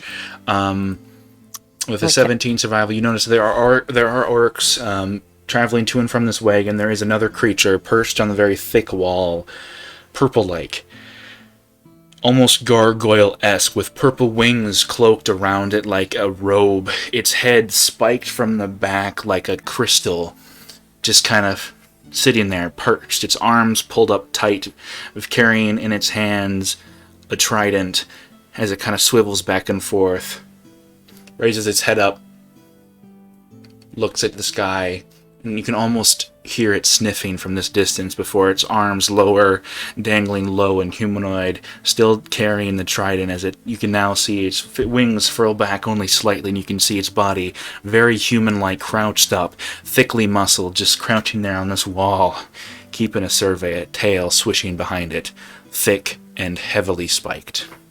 You guys are currently probably about 500 feet off the edge of the map, on a large hill overlooking the top. With a 17 survival, I considered that essentially the ability for you guys not to need to make a stealth check, and you guys can perceive this area with relative safety. Like, don't set off any fireworks or anything, but, you know, for the most part, it appears as if you guys won't be noticed for the time being. Okay. What time of the day would it be? Right now, close to 6:30ish. And this is, Okay. I believe... So we still have some sunlight? This would be about the second day of March, so the sun is beginning to set, and you guys probably have another 10-15 minutes of sunlight left. And also, just, for the sake of this, the orcs seem to be aware of this spined creature's presence and aren't phased. Yes, they're not like looking at it or anything. The creature is looking at them, and it's not making any moves, and the orcs don't appear worried by it. They're just loading up this wagon. If they've noticed, they don't care. If they haven't noticed, the thing doesn't appear to be aggressive towards them. Understood. It would seem that they have an angel upon their shoulder. Looks more like a devil to me. I worry that it could possibly smell us if we got too close, given the way it sniffed the sky as if trying to scout with its senses. Well, it does bring up a question. Do we rest here and try to let them on their way? Or do we strike it now?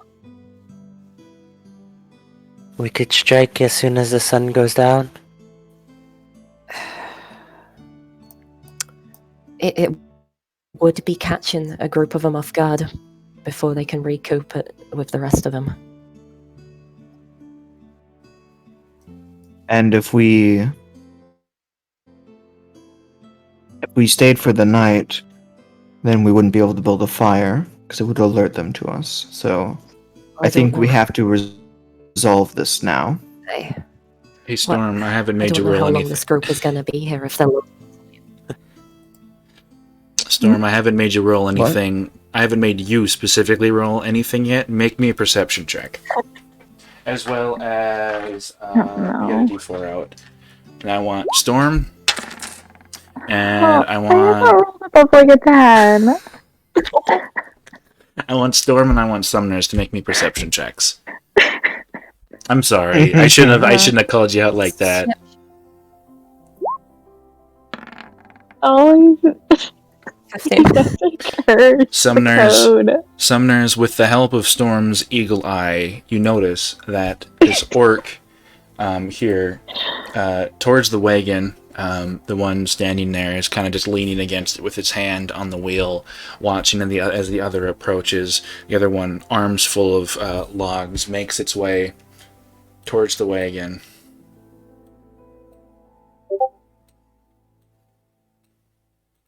Dumps all of the wood into the wagon, and the two of them walk to the front, step over the extendo, whatever you would hitch a horse to, grab down and pick up what is clearly a modified wagon with two crossbars where you would normally put a horse. They pick them up and begin pushing the wagon forward, making their way through the narrow gaps between the hills, and are beginning to make their way away from this group of ruins before you.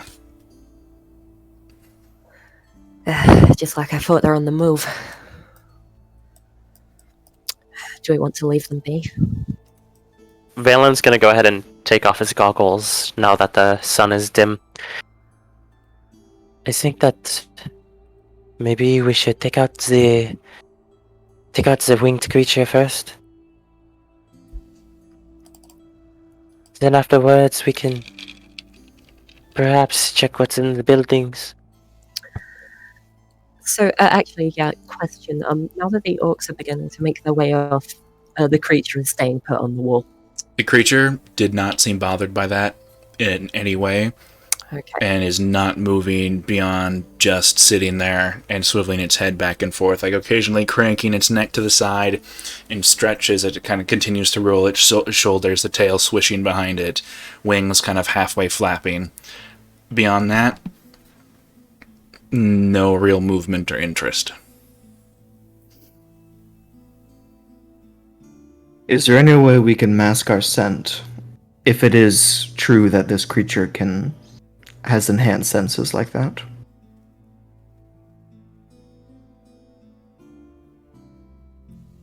I mean,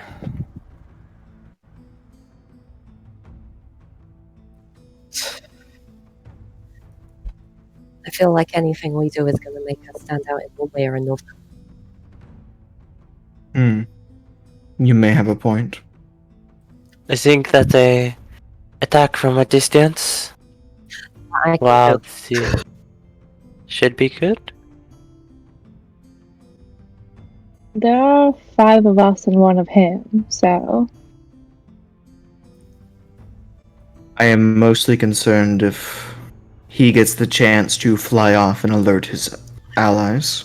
I don't like it. I don't like the fact that he's got wings. It worries me. It is concerning. If you miss the shot, he would easily be able to fly off and alert his allies.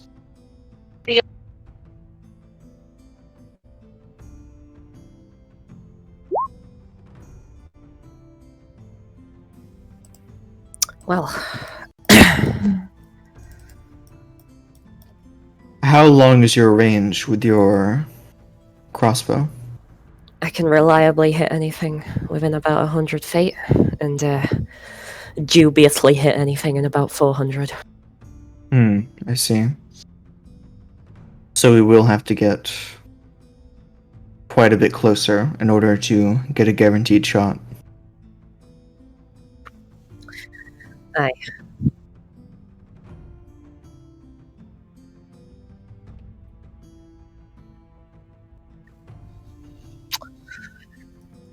And if I'm being quite honest, and she kind of takes a moment to look over her own equipment and then to Bias's and say, I don't think either of us can move that quietly. No. That is true. I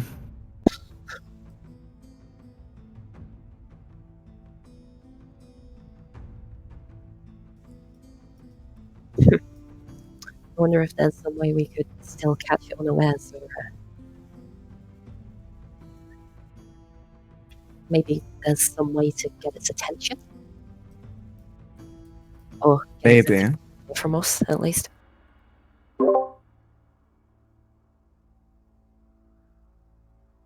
There's a way we could drag him to us without him alerting his friends. I think that would be best. That's the point. I saw the orcs, and I assume the orcs have got a fair bit of distance. Oh off, yeah, haven't they have disappeared beyond the hills, and you can no longer see them. They've made their way past one of the ruins and are beyond the hills and are no longer in sight. I would like to point out there are blank squares on the map. That is because there are walls on the map that you cannot see past from your current angle. Yeah. Right. Just as in case anybody was wondering, just as a secondary explanation.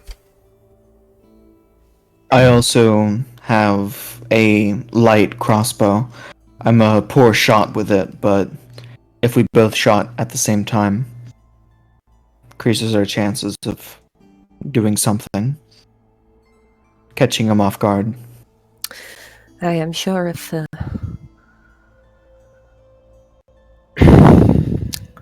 all of us who have any kind of range could try and get a volley off at once, maybe that'll mean something.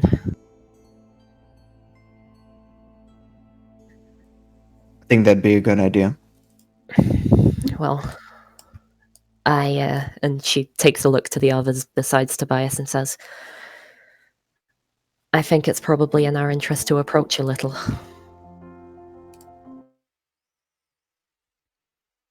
I agree. That sounds like the best plan of action at the moment. Who else of us has range attacks? 10 feet. That won't. That won't be. No. No, not right now.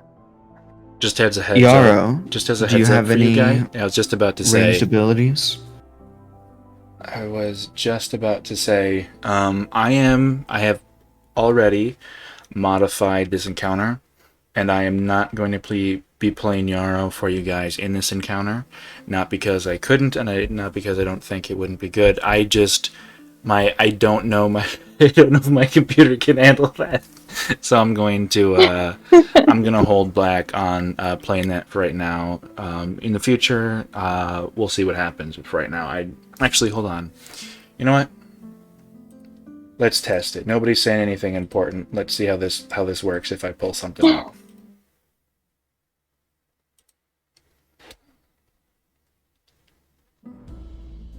For 1005. Okay, it took me a whole 6 seconds for this thing to load in. You know what? No, I think I can do this. Yarrow for ranged abilities. He got rid of all of his arrows last session.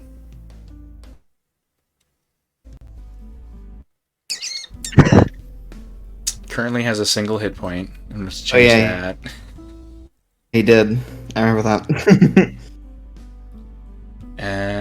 He's got a maul. He's got Zephyr's Strike for spells.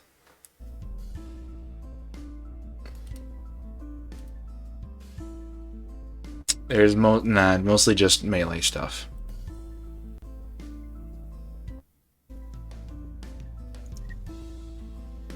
Oh, I know I saw Valen forward the goblin. If you're talking summoners, you are extremely muffled. Right now. Oh boy, that's great. I love that. Anytime you say something that is an expression of stress or anger, we can understand you perfectly.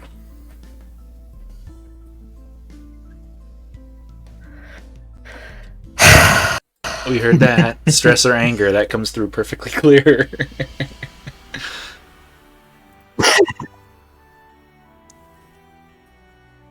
So you'd really think it would be transmitting summoners, and yet...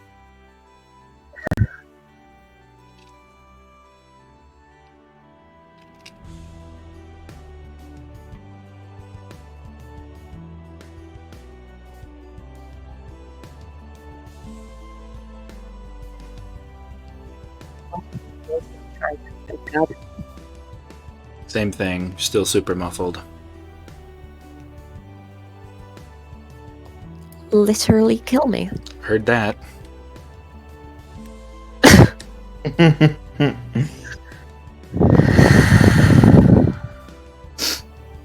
Very cool.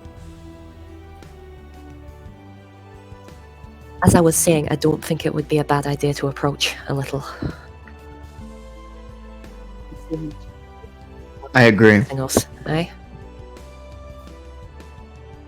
I think we should begin cautiously approaching. I can hit it from about 130 feet away.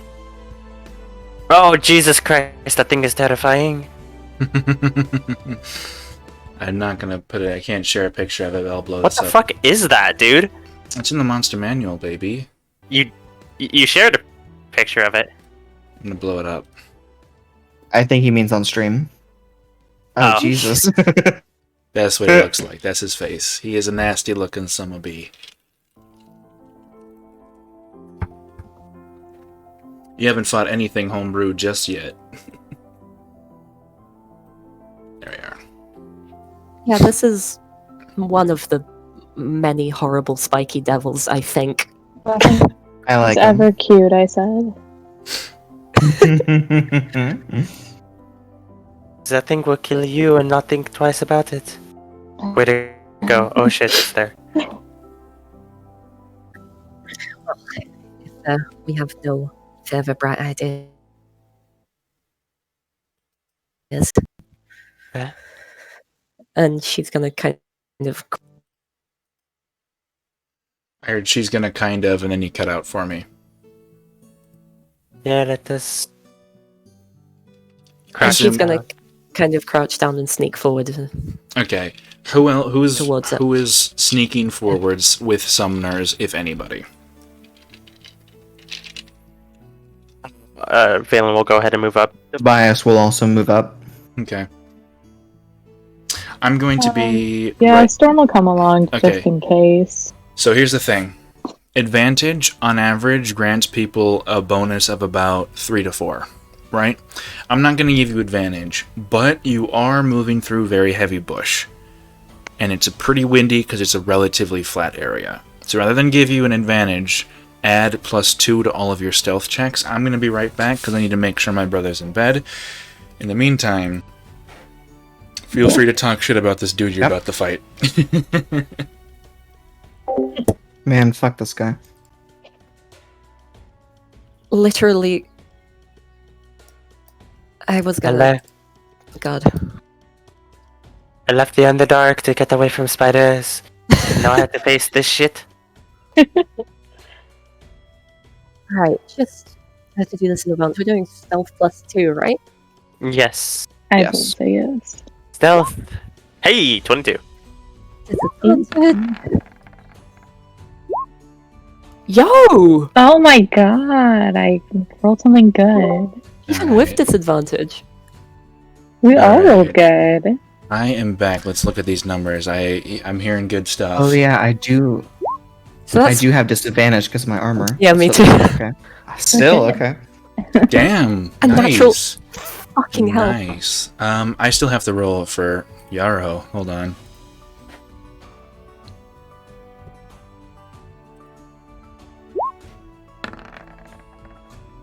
Hey. +2. Goddamn. Okay, let's check these numbers real quick. What is the average? That'd be a 21 plus. What do you have a negative for stealth, Tobias? Yeah, I do. Okay. Plus 25 plus 24. Oh yeah, technically mine would be 17, 19. That's an average of 21 for stealth, and you guys don't even have pass without a trace. Oof. Let's roll this dice. Oh boy, that's a 1. Alright. I am going to allow the 5 of you to place your tokens on this map anywhere where there's a bush, which means essentially you guys can get up to any of this. Oh, geez. Any of this area for absolutely free. Okay, I'll just go like here. Is that... Hold on, what's the range on my pages? Oh yeah, I can get that.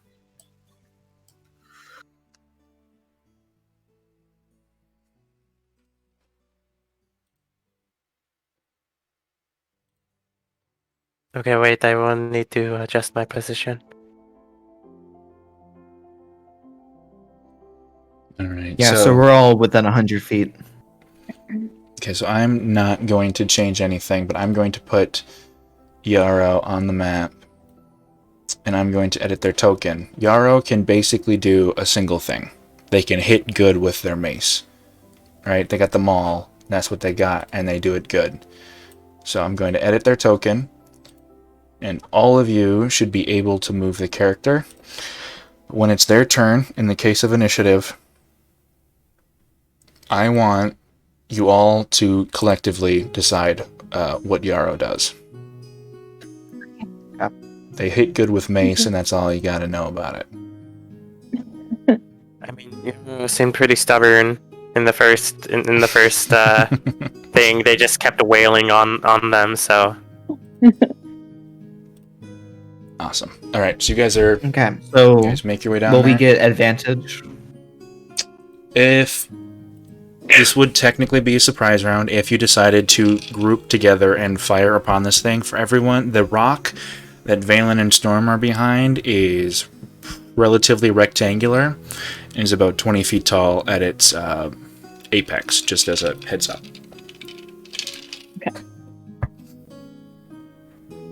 Before I let you guys do any attacks or anything, I gotta prep the combat music because you guys are about to proc something. I figured it wouldn't be this easy. Nah, I mean, you guys might kill him. You know, we'll see. We'll see. Alright, so you guys are here. You guys are doing your thing. What's going on? Is it advantage for unseen attacker? I believe it is you would have advantage, and you'd have an entire round to shoot upon him before any retaliation makes it your way. Okay, so I'm guessing me, Sumners, and Valen would all shoot on the creature. Is that what we're doing? That is the plan. Alright. Yeah. If all of you are going to shoot this thing, make me attack rolls. And also, With advantage. with advantage, and then do me an extra special favor. And roll me initiative. I rolled a natural 1 and a natural 2. Literally kill me. Kill me.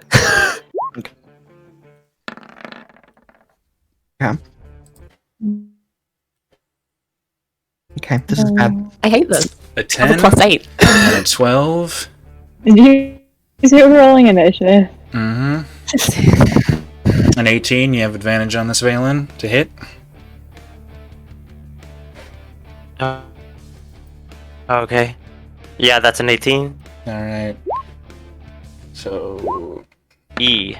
Oh, okay, after everybody's rolled, what happened to me? After everybody's rolled, let me know if your number's not on the board. I rolled a 5 for initiative. Okay, I gotta put you on the I board. rolled a 9. We don't do great with initiative rolls. You guys I are also didn't do great with amazing. these attacks. Do I hit like- with an 18? I'm still doing initiative right now. I rolled a 4 again. Tobias, roll me a d20, and this will be for Yara's initiative. Okay.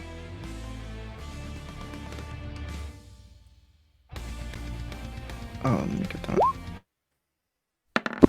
I am so mad about my rolls. 3. I figured, I have advantage in archery, so I have a literal plus 8 to hit. I'm sure that's fine. Yeah. This is I have a absolutely -1, wonderful. and I still rolled about the same as you. Oh, this is wonderful. This is Sid. Yeah.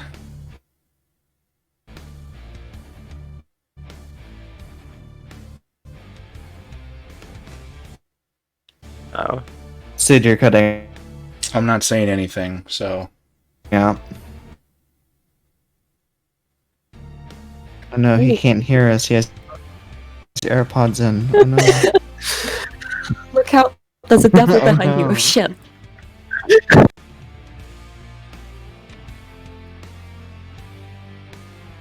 There we go. Okay. So you had a question, Valen? Yeah, I'm fuckery, right? Yes. Mhm. Does an 18 hit? Alright. Does He's the got an 12 hit? armor. He's got an armor class of 13. So 8 points damn of it. force It damage. gets hits in the face for 8 force damage. Okay. What did you say? So that is the only one that hits. Now, with a Oh. 10 misses and a 12 misses. As Valen, what's it look like when you shoot this thing off?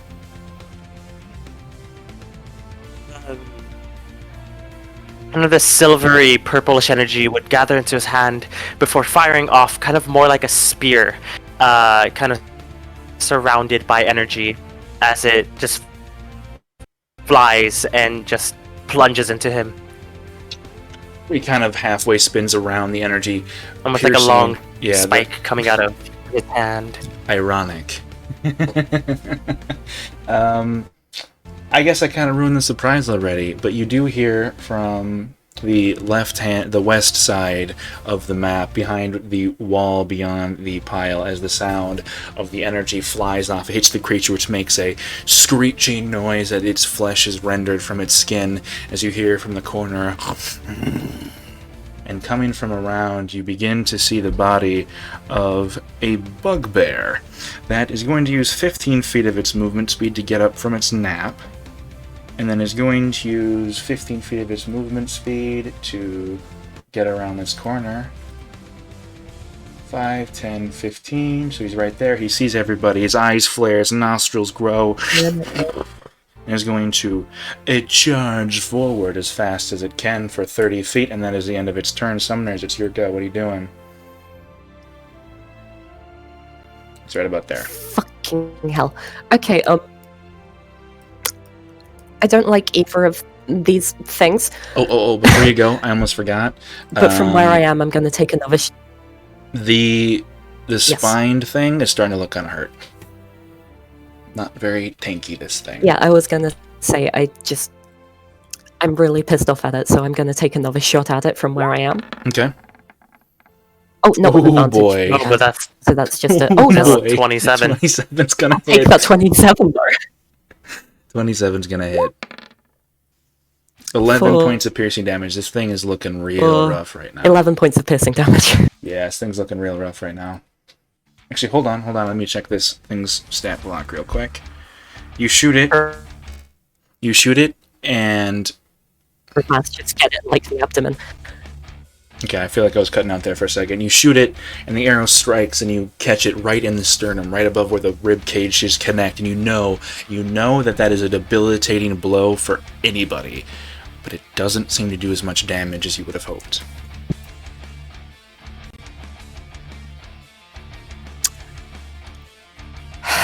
Okay. Well, immediately just reloading the crossbow as fast as she can, a surge of energy comes over her. I'm burning my action surge already. I'm going to shoot it again. Ooh, boy. For that hit. 22. Yeah, that hits.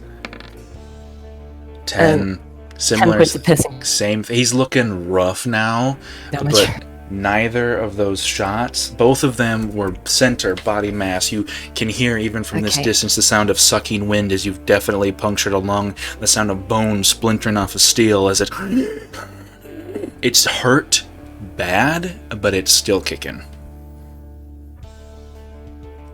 Okay, I'm just gonna 5, 10, 15, 20, 25, 30, back up all the way to there and end my turn. Okay. It is the spined devil's turn. It's going to make 2 attacks, multi-attack, with its tail spine. At the person who shot him. Both of them, the only 2 that he can see. Tobias, what's your armor class?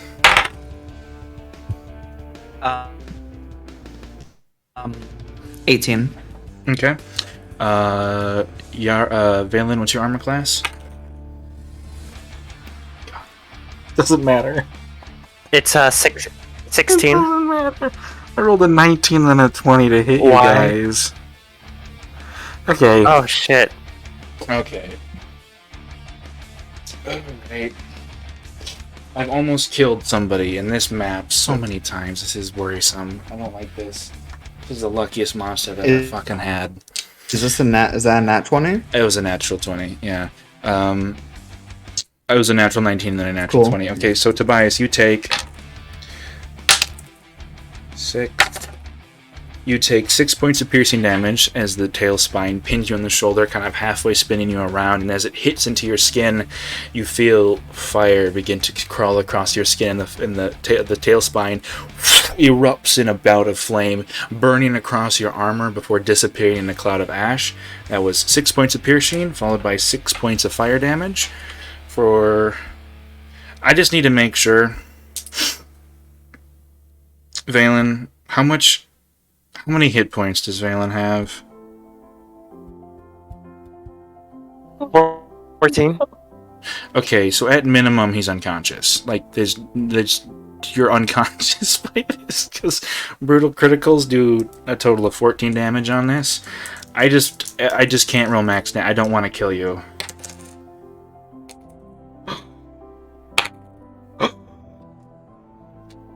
That's 3 1s in a row. That's a total of 14, 15, 16, 17 points of damage. As again, the tail spine hits you in the shoulder, spins you halfway around, and you kind of fall to the ground as the spine erupts in a bout of flame before erupting and falling away on the wind on a cloud of ash. The monster is then going to use all of its movement speed to... Can I... Mm-hmm. Yes? As I'm going down, can I use a reaction? So here's how the weapon works. You take... Roll me a d20. This is for luck. Because technically you take this all in one go, but I'm willing to... Okay. The way I've described it makes it sound like you take it in 2. 20. Oh, for sure, you can do it. Yeah. You have a reaction. So as the spine hits you, you aren't knocked unconscious. So but... as okay. In that case, as soon as am I unconscious? I'm unconscious, right? No. So what happened is you took the spine to the shoulder, and you're kind of halfway spinning around. And as the spine is beginning to glow red with embers from within, before turning into a bout of fire and knocking you unconscious, you have a reaction in that short amount of time. Okay. In that reaction, Valen will outstretch his hand and kind of around this beast. Cast Hellish Rebuke. He has... Oh, man, I wanted to give it to you. He's immune to fire. As you point your hand out, as the fire begins to burn up its torso with 2 quick thrusts of its wings, it grows the inferno, blazoning up its chest like a pillar of flame as it flies up 20 feet and then begins to move northward even further an additional 20 feet, limping on broken wings as Valen is rendered unconscious. You hear another roar from the top of the map. The Ranger and Paladin. You hear another roar from the top of the map as you figure another bugbear has been alerted to the presence as the sounds of an unconscious man and the sounds of a screeching devil reaches its ears. Storm, what are you doing as this bugbear races around the corner, moving 45 feet on its turn?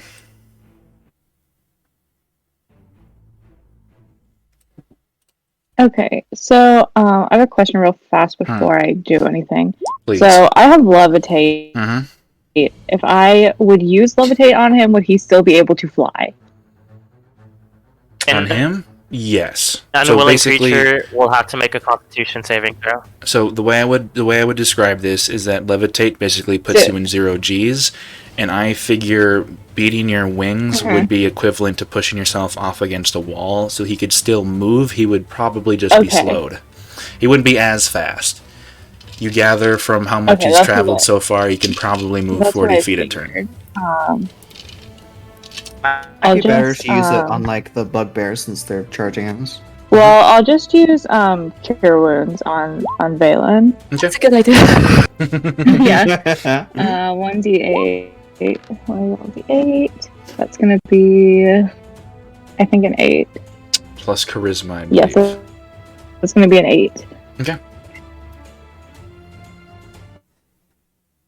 Yeah, 5 plus 3. And that's all I got. I'll just move back where I was. Okay. Valen. Wait, but if it was put in 0G, if it was put in 0Gs, I think it wouldn't be able to pat its wings. The reason why, at least... Actually, no, I'll leave it to you. The reason why, to my knowledge, you can't do that in 0Gs is because there's so few particles in space that you can't push yourself offward. But if you were the only thing in 0G, beating your wings would still push against the air molecules, so you could still fly, you would just be significantly slower. That is my way to logic that particular bit of magic. He would probably move at a quarter speed if that had been cast, so instead of 40, he would probably only move 10, but you're conscious, and I figure that's a win anyway, so... Yeah. So you are prone, but you are conscious with 8 hit points.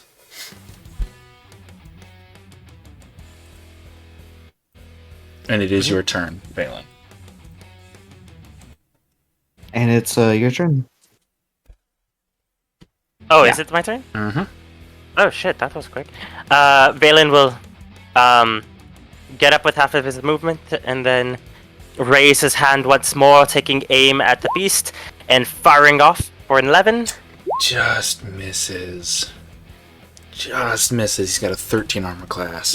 And I'm gonna go ahead and burn my reaction to fucking bitch. Man, I hate this thing. Anger is not a good... Anger does not help with aim. Your hand's still shaking from the blood loss and from the burns on your shoulder, and both blast fire true and aim true, but the movement of his wings bounce off the scales and send each blast striking off the small of his back and careening off to the side before they explode in a small burst. Not doing any significant damage, but your aim... Vion's by your side, but this thing's got some fucking luck, man. Anything else you want to do? I believe you still have 15 feet of movement. I can't do anything. Okay. What do you guys want Yarrow to do? Actually, I will move. Yeah. Okay. I'll take that. Yarrow. Bugbear. Yeah. Yarrow has... I'm gonna say. Yarrow has 30 feet of movement. He's gonna move 25 feet forward, and that's gonna be the end of his turn. Because I figure he's going to want to make that bugbear burn its action to get to him, so he doesn't take an attack without getting one in return. If that makes sense. Yeah. But also Yarrow's dumb as shit, so what do you guys want him to do? Yeah, prepare to fucking fight. Alright, can Yarrow... Okay. Yarrow's gonna prepare an action to hit him if he gets in range. That's what he's gonna do. Okay.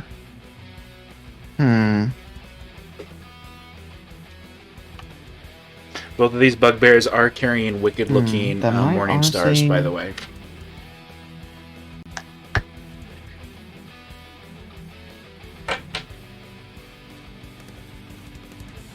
I think that's what Tobias is gonna do too. Okay. He's gonna just kind of like move up, like next to Yara that way, and can I prepare an action to attack if something gets close to me, and then also burn my movement speed to attack this bitch.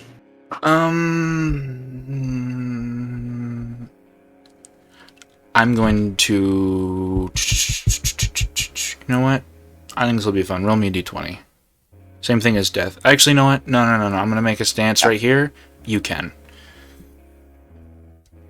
You can do that if you would like. Is this happening? No. Didn't mean Oh, to shit. do it. Not a 2. Yeah, Man, that's fine. Okay, cool. Crossbows aren't your thing, man. You're more of a reluctant. I mean, they're not, but he's got to try and do something. Yeah, you're a reluctant frontline fighter. Okay, and then he'll also prepare the attack. Wonderful. Bugbear's turn. Yeah, Bugbear's going in. Well, okay, so at the end of his turn,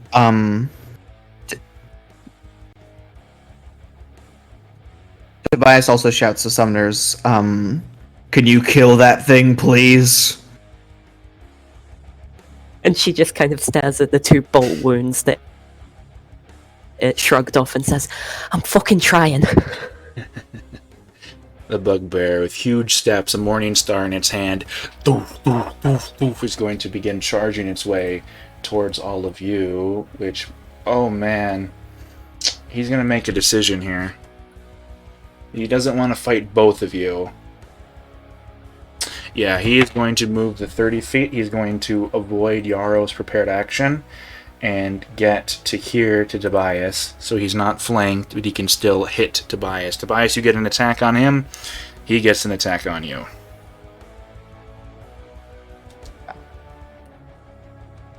Which one do you want to do first? Oh, we'll do it at the same time. Oof. It's not great. Might hit though. Do A 12? mauls have reach? Mauls, I don't know. It Well- might. No, reach 5 feet. It's a morning star, not a maul. I don't think a maul would have And I don't reach. believe Yaro's has reach either. Okay. So what's your armor class again, Tobias? Let's make it sure.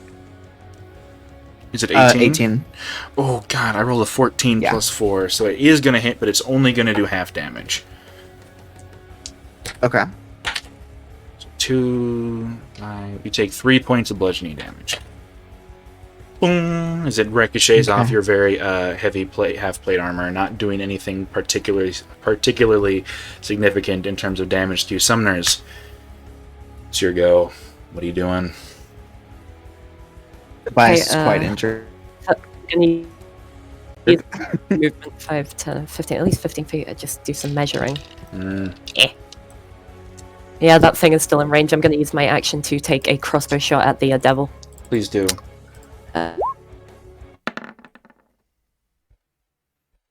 What the hell, dude? Man, this is rough. I hate my life. What are my rolls today? D&D. I'm going to use my bonus attack to also try and shoot the devil. I'm You going to can spend do my it. I believe in reaction you. You might. on that. You hit him. You hit him. Just a straight D10. You could kill him right now. Like, straight up. He might die. I don't... I was so close. Please. It was so close. Okay, this thing looks so hurt. But he is barely holding on to life. If you had rolled an 8, he would have died. He's so close. He's still there. He is going to... God, I honestly... I cannot wait to level up to get vision shots. Not to let you guys see too far behind the curtain, but I hope you guys listened and prepared level 3, because if you guys survive this, you guys are level 3 after. So nobody die. See if we can survive. This creature...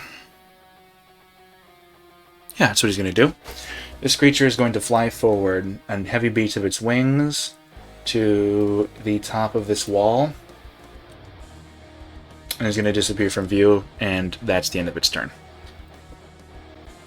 Bugbear's turn is going to make a full run. How far? Okay, I'm actually... Far off is it? You don't know.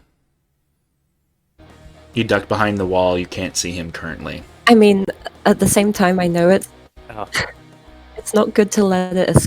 Oh, hold on. Am I cutting out? No, good. you're there. To let this thing escape, but I was expecting tail spines, so I'm glad I'm still alive. Yarrow has an attack. I would like 1 Storm. Roll me a d20. And add Yarrow's modifiers onto that. An 8? Nah, even he'd have to have a total of 8 for modifier to hit, and I don't think any of you guys do. Yeah, Actually, 8. Modifiers. he might. Hold on. He's got it pretty good. I don't think he's got an 8, but he might. I have the plus, but I'm not sure. It's gonna be like a +6 for him, right? I'm double checking. I keep accidentally closing out of his character sheet. +6, yeah. So it's not quite going to hit as the bugbear kind of raises its own Morning Star to meet Yarrow's maul and deflect it off to the side. That is going to be the end of that bugbear's turn. Storm! It's your go. What are you doing?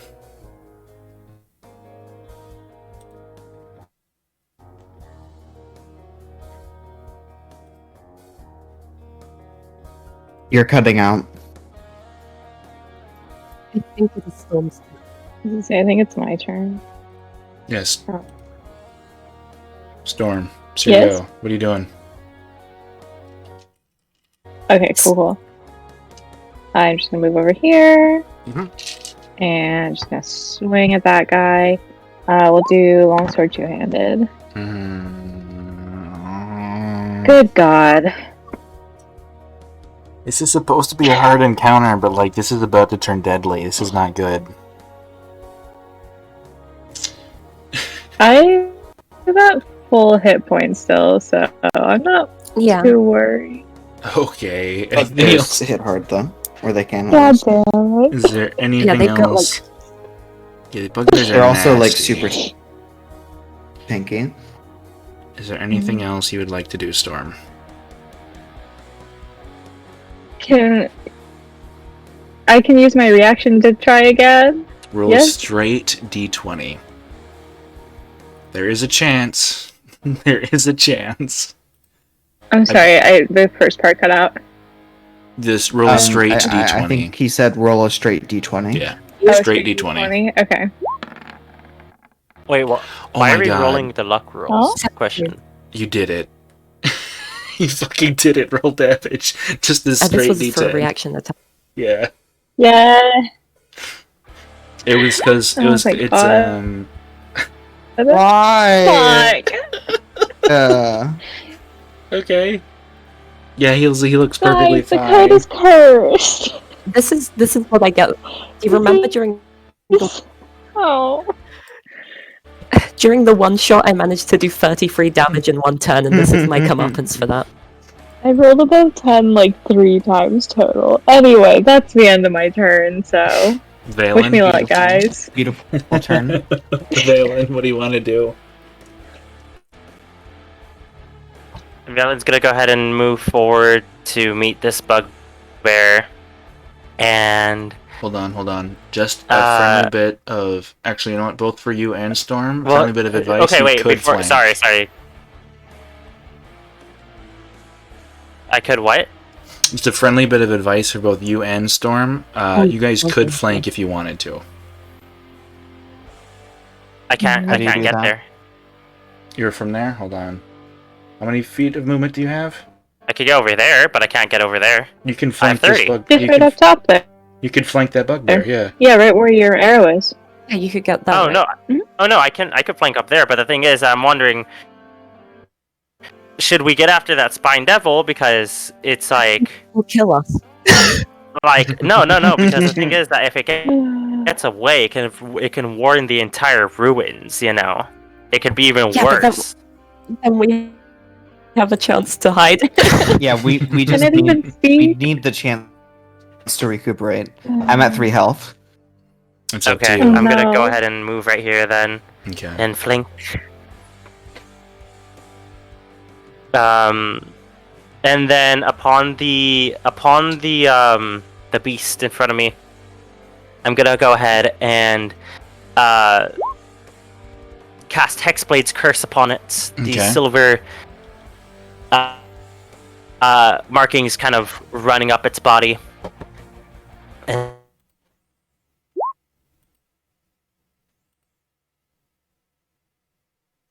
And then Valen will go ahead and attack for 20. Okay, Hello? I didn't hear your description for what the Hexblade's Curse was. Could you... Sid. Hold on. No, what the fuck, dude? Stupid. Sorry. Okay, so the... No, I'm back. It's just that it was being stupid. My ping. Okay, I didn't Kinda hear these- your... these silver I didn't hear... Okay, markings kind of run up its arms and body.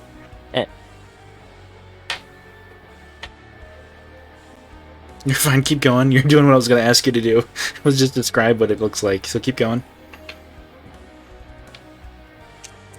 It's okay. So short sword, 20. Oh yeah, for sure, that definitely hits. Oof. For 12 slashing damage. Piercing, sorry. Okay.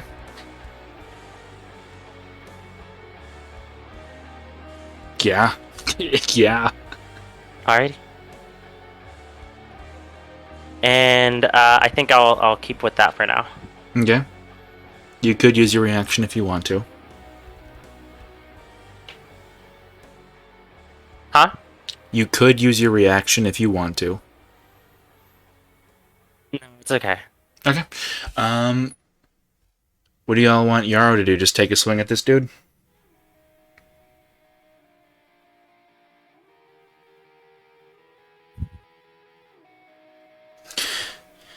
Can you guys hear me right now?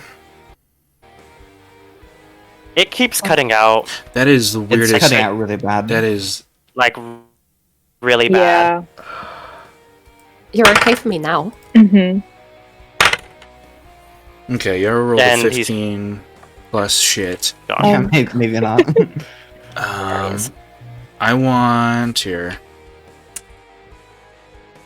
be Valen for a maul. What does a maul? Roll me d8 plus 4. Maul is 2d6. Okay, do 2d6 then. Yeah.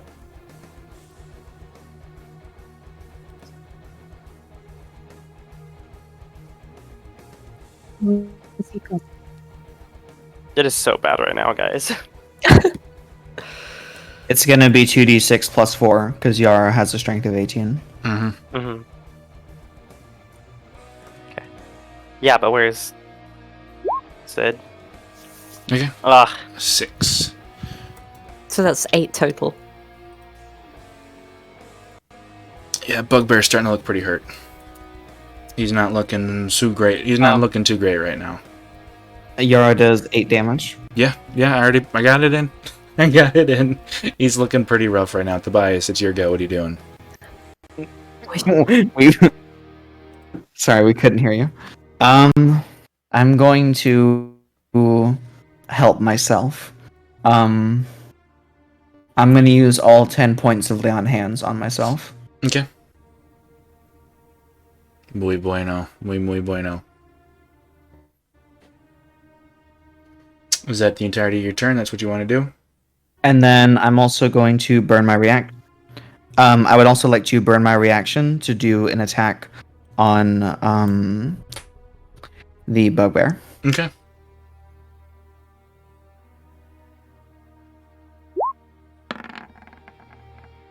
That'll So hit with a natural 25. 19. Natural 19 will hit. A...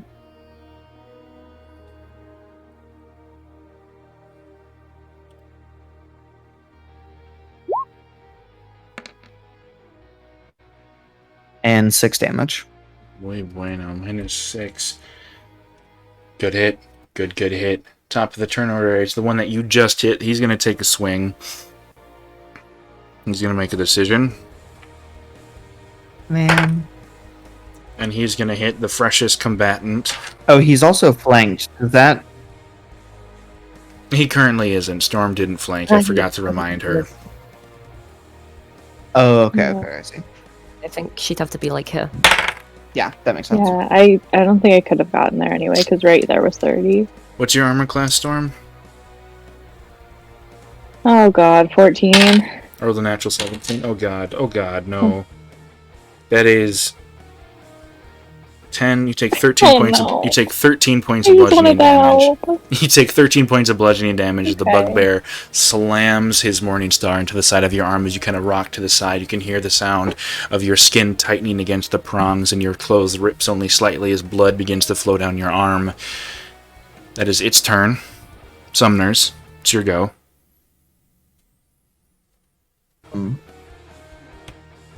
Can I use my protection to give them disadvantage?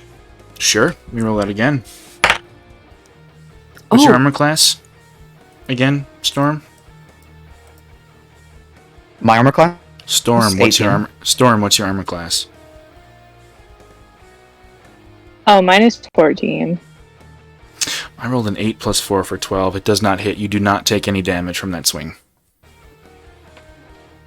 Well, wait. Okay, no, because you would have moved. You would have used your movement speed to swing at him, not your reaction. You would have used movement speed. Okay, yeah, that's fine.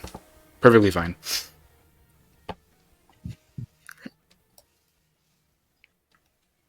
Is it mine next? It is your turn, Summoners. Right, let's 5, 10. I'm gonna shimmy up here and I'm gonna just like fuck and take a shot at the one with the curse on it. For Okay. 16. Oh boy. 16. That is its armor class. This will do half damage. So 3. Yeah, that bugbear's looking real rough right now. Still standing though. Still swinging. God, I wish I didn't use my action surge on the thing that escaped. I'm gonna use my reaction. Oh wait, actually no, I'm gonna take half my movement speed just in case, and I'm gonna do a bonus shot against it for 5, which will not hit. So bolt goes Not wide. gonna hit. A shield strap. I Yeah. tried my best. A shield strap to its offhand kind of raises after the first blow strikes off of its delt, and it raises. It sinks deep into the wood and does not manage to pierce the flesh of the bugbear. The spined devil is going to use the 10 feet of its movement to come back over the wall. You can all see it now. No. Oh no. Is going to take its 2 strikes against Valen, which it wants to stay dead, and against Summoners, which shot it, and also those are the only 2 that it can really take a strike on right now. I'm gonna roll for Valen. Oh my god, it's a natural fucking 2. It's a natural 2 plus... Good. That's not gonna hit you. For Summoners, it's a natural 18. I'm pretty sure that's gonna hit. Yeah, that'll do it. For 2d4. No, oh. Hold on. Hold on. I did the damage wrong. Tobias, you heal back. Give yourself back 2 points of health. Yeah. And Valen, you still would have been unconscious, but I rolled the damage wrong.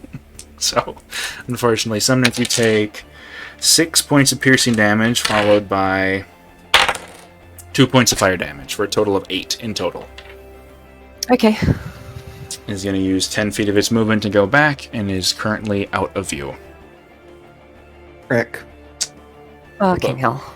Bugbear's turn. Oh, my second win too. Bugbear is going to use its action to disengage, and is going to run 30 feet in that direction. Do they get an attack of opportunity? Not if he uses his it action to disengaged. disengage. Oh, okay.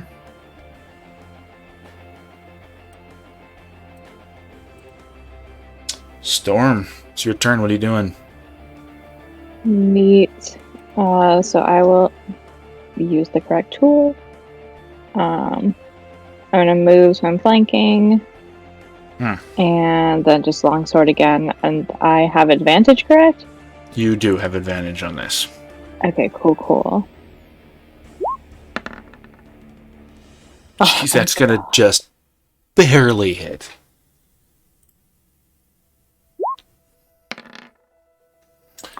You still cannot roll more than a single point of damage on that sword, though. What the fuck? Oh, it's because I'm weak, isn't it? Mm-hmm. Yeah. Oh. Are longswords finesse? I don't believe they are. I do not believe they are versatile, no. Some people homebrew them to be dexterity in one hand, but Okay, wait. Okay, and then can I use my reaction again? Yes, correct? You can, yes. You can use your movement speed to do this. Okay, cool. I'm gonna put my sword away, and I have a little dagger, so... Here we go. I Natural rolled a 20. Wow. So you Thank do God! 4 plus 4 points. 4 plus, so 1d4 plus 4 points of damage. Okay. So you don't add modifiers to this because it's not. Okay. So 6. 6 points of damage. This bugbear still looks pretty God. healthy. Still looks pretty healthy, all things considered. It's Hate that. Tiny It's your dagger. turn. Valen, last you saw that spine devil hid behind a wall. The bugbear to the south is looking pretty healthy, and the bugbear running away is hurt, but he is currently fleeing. What are you doing? I will Eldritch Blast the bugbear who is currently running for 24. Yeah, that'll hit. Oh, Or he's dead. 12 damage. How's he go down? He had 7 hit Alrighty. points. So, in anger, Valen will fire off the silvery energy, kind of like a large blade, like extending from his hand, from his palm, and it would pierce the bugbear kind of through the back of the throat, coming out, and kind of like a needle, like the proboscis of a mosquito. He would siphon its life energy, kind of making this bugbear go from its like large, meaty form to that of like a desiccated corpse. That's gross, And, and I appreciate it. And Valen restores back to full health. Nice. Anything else you want to do? There is a mild bloodlust in Valen's eyes.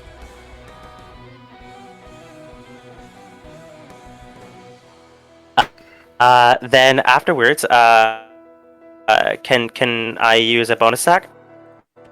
If you would like to, you can feel absolutely free to. Yeah.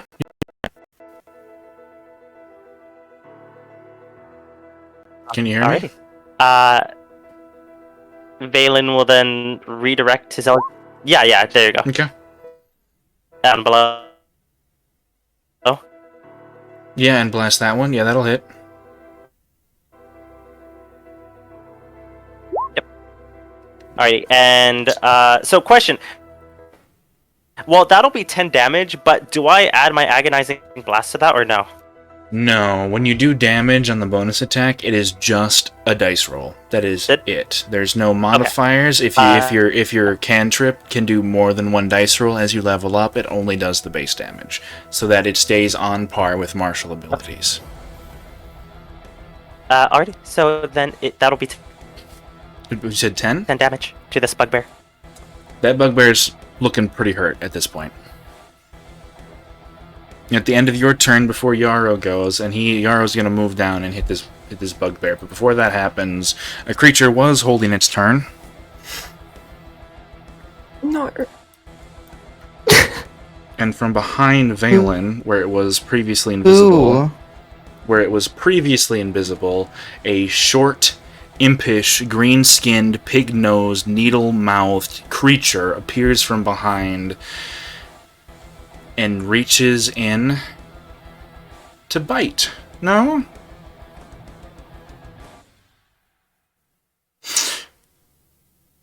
Yeah. It is going to... Nah, it's gonna bite. Yeah, it's gonna bite you. That's a natural 18. You take... It's mad, you just killed a friend. You take 4 points. No, 7 points of piercing damage. I need you to make me a DC 10 Constitution saving throw.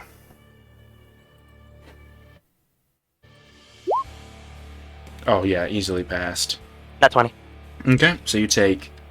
And then you also take 5 points of poison damage, but are not poisoned. Yeah, that is that thing's turn. What do y'all want Yarrow to do? I actually think that instead of Yarrow attacking the bugbear, I feel like Yarrow should come over here to Valen. assist Valen. Yeah. Yeah. I think Take some of the. Here's what I'm going to do. I think you can get into. I'm going to tell you straight up, both the bugbear and the thing that just popped up are an equal probability of putting down one of you. So, what I want is somebody to roll me a d4. Odds is Valen, evens is bugbear.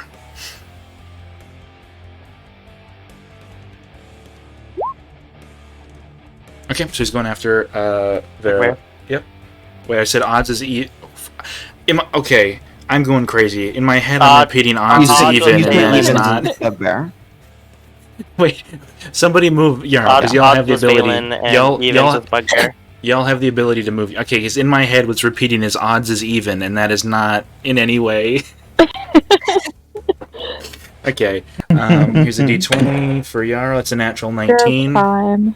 It's a natural 19. I would like Summoners. Can you roll me 2d6, please?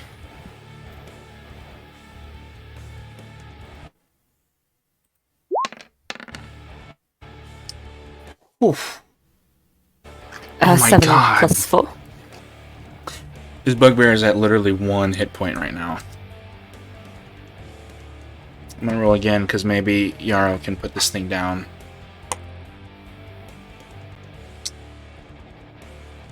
A d4. Tobias, how does Yarrow bash this thing's brains in? Because, yeah. I imagine that Yarrow just sort of like swings. It's a morning star, right? It's the like ball on a chain, basically. Morning Star, that's a flail is ball and a chain. A Morning Star is basically a spiked mace. If you guys are curious, okay. Yarrow did 12 plus 9 for a total of 21 points of damage on this bugbear because he rolled a natural 20. He's at negative 20 hit points, My this lord. bugbear. Okay. I imagine Yarrow just like bashes this fucking skull in. Just Like a a simple, clean, easy kill. Nice, and yeah, you guys are covered in blood, Storm. It's a nice contrast between your blue skin and the red life energy. It's a look. Dope. Speaking of, Tobias, it's your turn. What are you doing? Yes. I'm going to move 25 feet to get behind this guy. Bet. And then I am going to attack him with my longsword.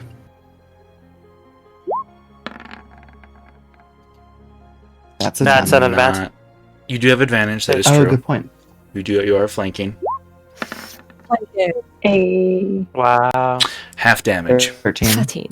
That is its armor class. It does half damage. Okay. 20.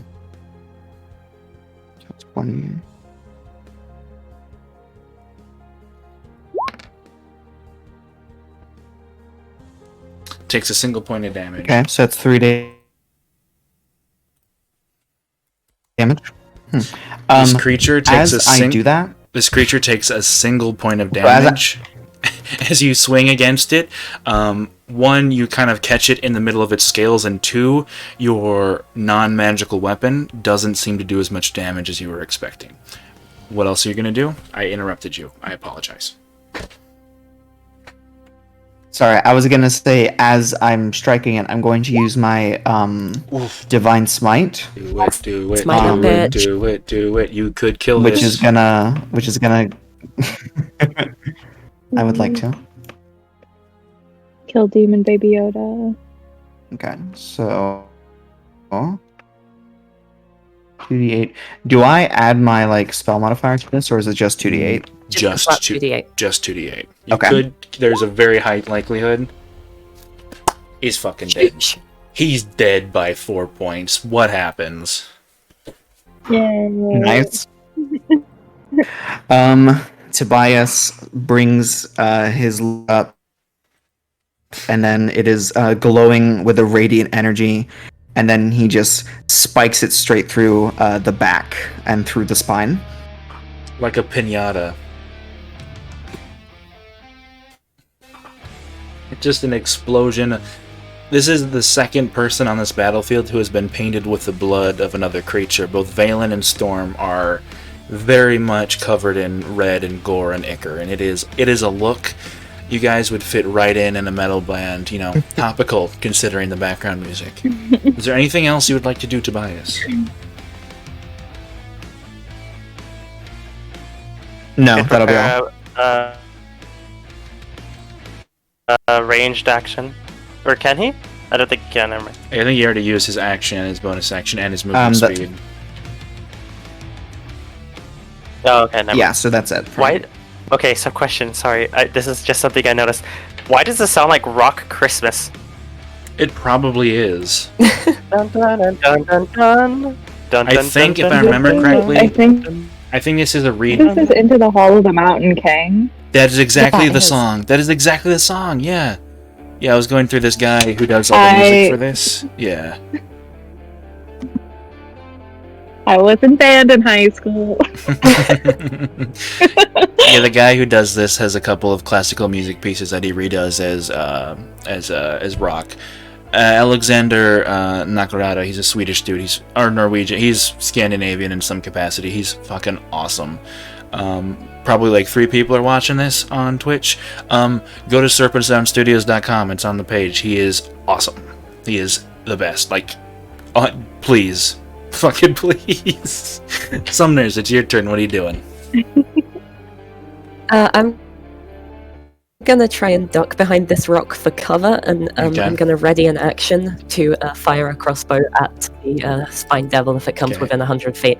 Alright, move 5 feet to the side on the map to the east, and you will have 3/4 cover if you do so. Perfect. Ready in action, which is perfect because it's this creature's that? turn. Yes. And he is going to move up his 10 movement speed, and he's going to take 2 shots, that which procs your action. Take that shot. Do it. Do it. That Come on, hits. 18. There is a very... What's your 18 modifier? hits, right? What's your modifier for damage on this? +4. He can't not die. But I want to see how bad you kill him. He has 2 hit. He has, Fuck you. Fine, he has I'll- 2 I'll- hit points currently. Roll that damage and then tell me what Yeah, happens. so as soon as the creature comes... Oh, right, roll the I want to damage. see how bad it goes down. Of course. Yeah, he's -2. 8. 8. So immediately as the thing comes over the wall, Sumners just pokes her head around, winces slightly because she thinks she's about to get spines, looses off his shot, and it's going to go right through the mouth and out the back of the head as it drops down. It right through the back of the head, and then you hear the sound of a as the arrow flies through the mouth, back out the back of the head, and connects itself, lodging itself into the stone wall behind, and the creature, your heavy crossbow bolt, pinning it to the wall, where it hangs like the world's worst Christmas decoration. Topical. And with that, we are out of combat, and you have found yourself once again surrounded by dead enemies in the ruins of a bygone age of old battlefields. What do the 4 of you want to do? Okay. I forget scavenge the crossbow bolts. Make me an I do investigation have a check. question.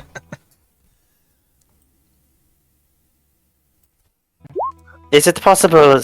Yeah. Is it possible, summoners, to take the Bob Devil's barbs and use it for your crossbow?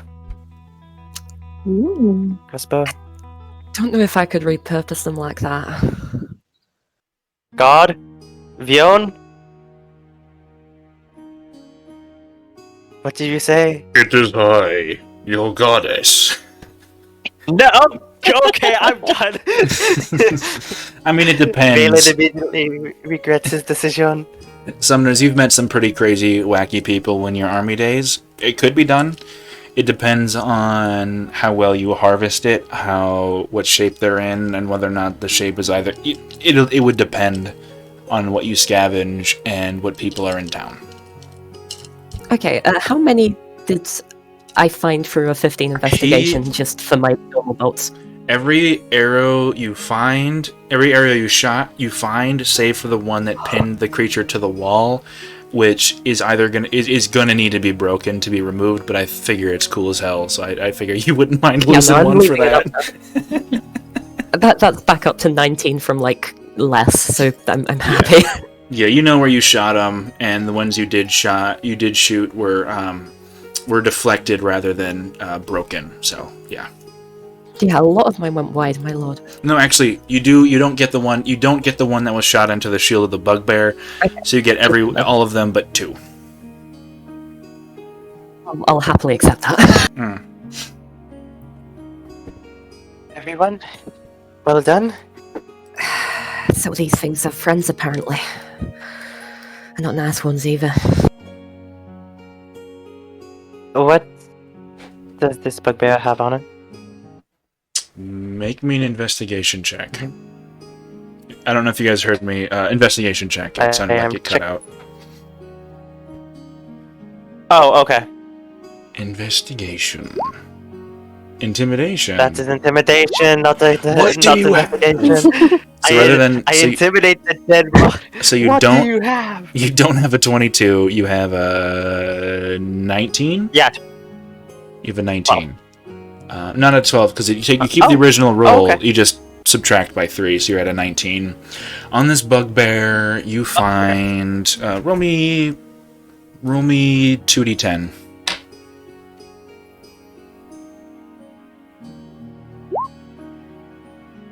Nope, that's not 2. You find 2 copper pieces and Okay. 10 gold pieces. Well- You find 2 copper and 10 gold on this creature.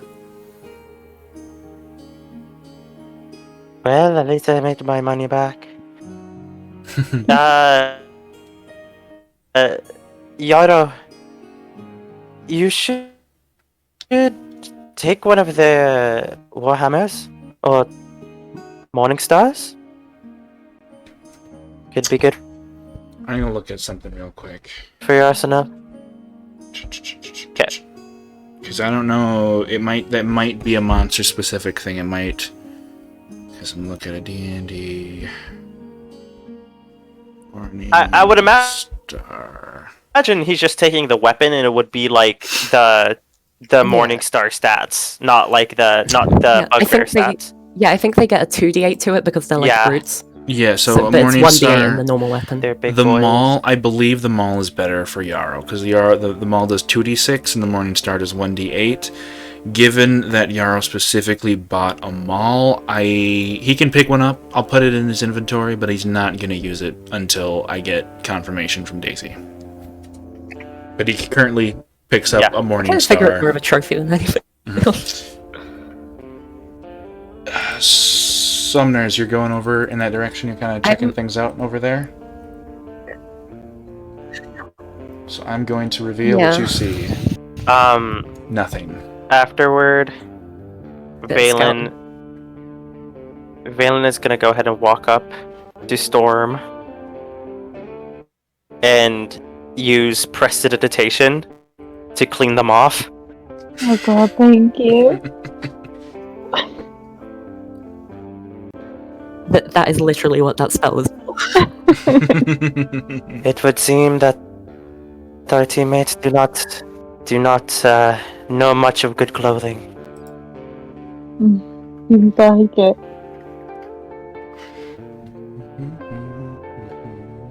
Can I check out? Nobody's checked out this bugbear, have they? They have not. Make me an investigation check. No. You can roll above a 10, I bet. Yes! It was above a 10. Good job, Storm. Roll me a d8. You say roll a d8? Yes, d8. Okay. 4 silver pieces. Dope. Can Tobias look at the corpse of the pig thing and roll a religion check or something to see if he I will give you the option that I give most people looking for information. recognizes Nature? Okay, it sounded like I probably cut out there. I'm going to give you the same option I give everybody who wants to check things out in this nature. You can make me a history, a religion, or an arcana check, and whichever you choose will determine the kind of information you receive. it? I'm gonna roll religion. Okay. That's the nat 20. This Oh, thing, shit! for a total of 22. Can you guys hear me? You're A cutting out. little. Okay, I haven't said anything too Yeah. great yet. Okay, so with a total of 22, you guys can hear me, right? I'm not talking into the void. Yeah, we can hear you. Okay. With a total of 22, you would recognize this creature as a lesser... Is it a demon or is it a devil? Oh man, I just exit out of what it was, too. Man, you gonna make me over here Google and shit? Come on. Yeah, You would recognize Sounds like a it... devil. I gotta. You would recognize it as a lesser creature, as a, It is a demon. You recognize it as a lower demon, a thing called Quasit. A creature that often terrorized the waking nightmares of priests, clerics, and paladins within the confines and the struggles of the Great War. These things aren't uncommon, at least not necessarily, but they usually work in packs of other Quasits and don't traditionally work with creatures like bugbears. That is very strange to you. These are Quasits. They are traditionally known as...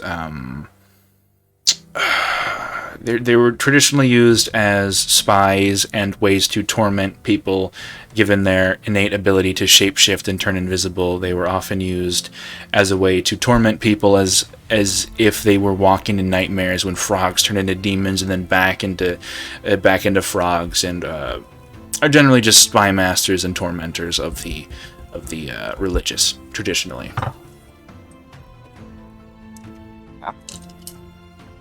Sorry if that was a bit jumbled. Like a I got it. Yeah. Okay. Yeah. Listen, when we're making lower up off the top, man, sometimes it just kind of repeats itself.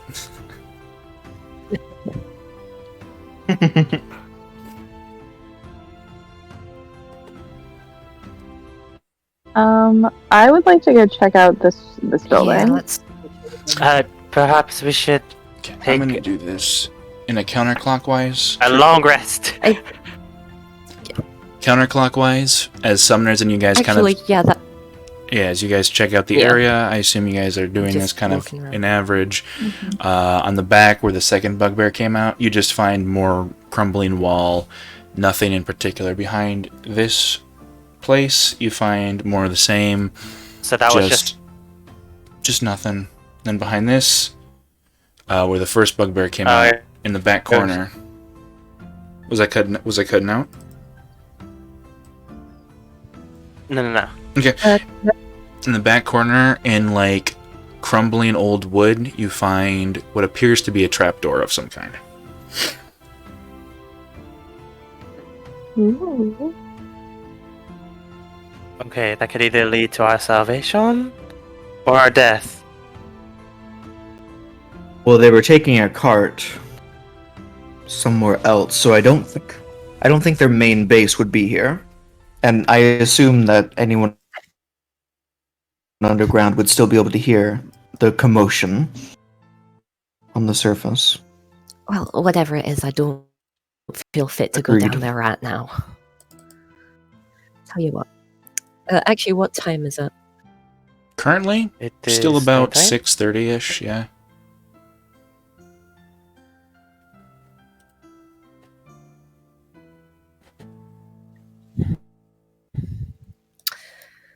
We could see if anything comes of it.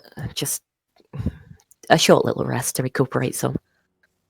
I think that would be wise. If it seems Doesn't safe, sound we like can a bad stay the idea. night. If not, well, I do think that even if it does seem safe after the 30 minutes, that we shouldn't rest here specifically. Maybe get on the hill that we originally saw this place from. I agree with you. actually, that's not a bad call. Well, Summoners. Aye. Were you interested in trying to harvest the quills off of this beast? I have to admit, it was an interesting theory. I wouldn't be against giving it a go. Could perhaps help. I have experience skinning animals. Aye, well, go ahead. I'll provide aid. At least, Can I roll a survival check? and I'll help with him. Before you do that, what are you trying to do with this body? Like, what are you trying to harvest? Are you trying to skin it like an animal? Are you trying to take away its spines? What are you trying to do here? Take away the spines. Just the spines? Okay, much lower DC than trying to skin a humanoid devil thing. Roll me a survival check with advantage because you're Yeah. using summoners as an aid. We could take his wings and turn it into another 19? tent. 19. Unless I roll a natural 20 here, you're going to get all of them. I rolled an 8. It had 6 spines left, which you managed to remove carefully and without pricking yourself on the clearly still glowingly warm spines on this back tail. You have received 6 spines from a spined devil. And Tobias hands them to summoners. I think that work. Wait for them. What did you ask? Weight. Sorry. How What's much the does a weight? devil spine weigh? I am going to consider them the same weight as crossbow bolts. So for 20 of them, it would be 1.5 pounds. For 6, I'm gonna say It's like 0.07 per bolt. these are pretty light. I'm gonna say like 0.5 pound for all 6. They're not crazy. Okay, easily done.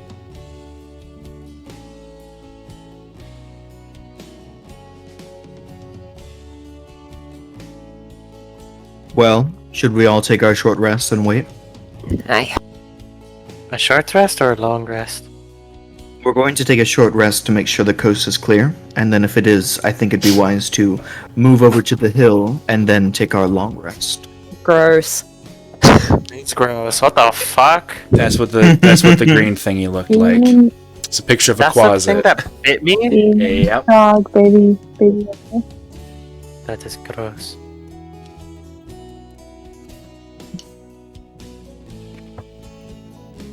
But that sound good? Short rest? Yeah. If we do, I get my second wind and action surge back, so woo. And I will get my Okay. exploit curse back. I Plus, think. Yep. I'm So? gonna spend a hit die Okay. just in case something goes down. So over the course of the next hour, you sit in this ruins around the piles of bleeding broken bodies, and the course of this hour passes without incident, as the day definitively turns to night at around, you finish your long rest at about 7:30 at night. Still in this ruin, you haven't heard or seen anybody coming from the north. And it appears as if all of you are alone in this clearing and have been since the battle ended.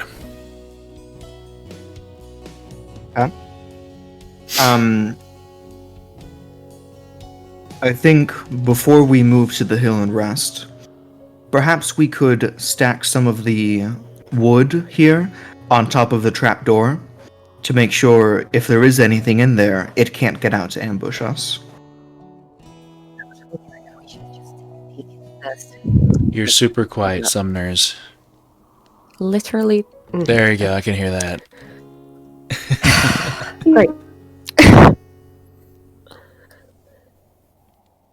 I was going to suggest just taking a quick peek down there first, in case there's anything important.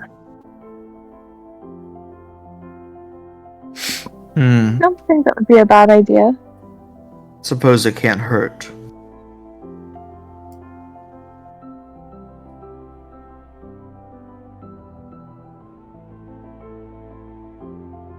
Well, it's up to you guys if you want to go to the trapdoor or not. If I try it, does it give? Is it locked or is it unlocked? Walking up to the trapdoor, there's a nice solid rusty iron ring that you put your fingers through, and you pull once and it doesn't quite come out, and then you pull it again, and with a quick pop of wood on wood, it releases from the ground.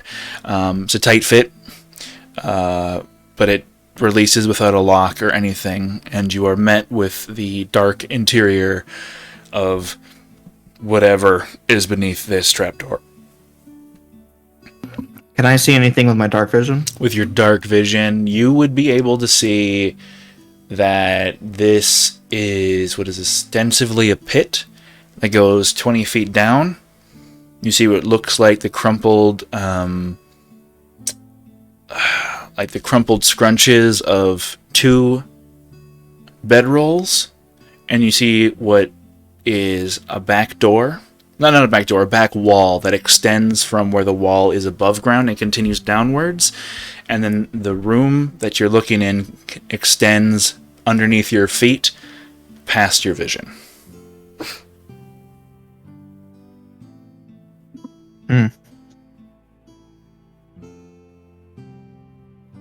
It looks like there's more to this underground area, and I think that if we are to further explore it, it should be tomorrow. Right, you are.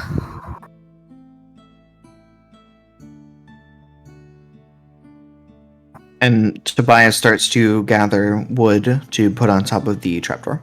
Okay. Easily done. There's a whole bunch of it.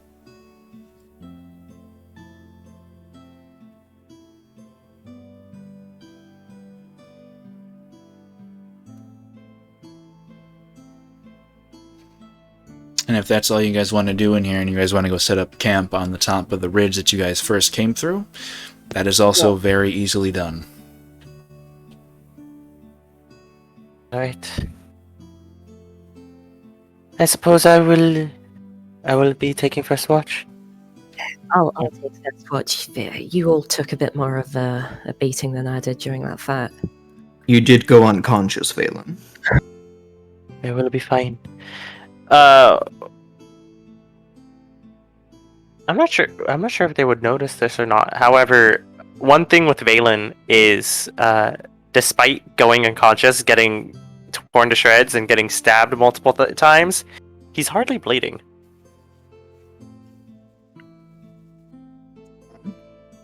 To be fair, most of your wounds did get cauterized by an exploding thorn, so... That's true. That was the closest to a Seth Rogen laugh I've ever had. I'm proud of myself. Yeah. Well, Summoners, if you want to have first watch, I'll take second. Aye. Sleep tight then. Okay. So you guys are going to attempt to make a long rest with, I assume, 3-hour shifts between watches, or it'd be what? Yeah, 3-hour shifts between watches? Yeah, and then Okay. maybe Valen can do like the last shift. Okay. So 2 2-hour And- shifts and then a 4-hour shift. Got it. Wonderful. Okay. Summoners, you want to take the first shift by yourself? Okay, before we continue onto the rests, I apologize. Did we level up? You would have, but I'm not going to do it yet because I don't think you guys are going to get to the next part where it's important. I'm going to give you guys time to put everything into the sheet. So, you technically have, but I'm not making you put it on your sheet just yet. I actually wrote everything in a Word document just in case. Listen. So did I. Okay, you guys technically would have leveled up. If you want to change your sheet, go for it. But for I'm right officially now, a battle master now. yeah. But for right now, we're going to not worry about it because it probably won't come up for most of you. Okay. Summoners, Can I roll my hit dice anyway? Summoners, make me a perception check. Yo, okay. Also for perception. So 5 instead of okay. Again, just a reminder, because we run brutal criticals. When you roll hit dice, the minimum you can roll is average. So for Summoners, the minimum she could roll on the straight dice with a +2 is an 8. Yeah, we'll take that then. And the average is half of your dice +1. So for a wizard, Very it cool. would be 4 plus con. For a paladin, Yeah. it would be okay. You guys understand. 15 perception. Your night on watch passes without incident. Do you have a campfire? Or are you guys going incognito for this? I imagine we wouldn't have a campfire. Yeah. Okay, incognito. Strangely, the night passes without incident. But even more strangely, as you kind of sit there and you stare at the sky and you look at the stars and you every 5 minutes or so glance down to the ruins below to keep an eye out in case you see any movement, you don't hear anything but the wind. No crickets, no birds, no owls, no bats, no mice, just the wind. And your watch passes without incident.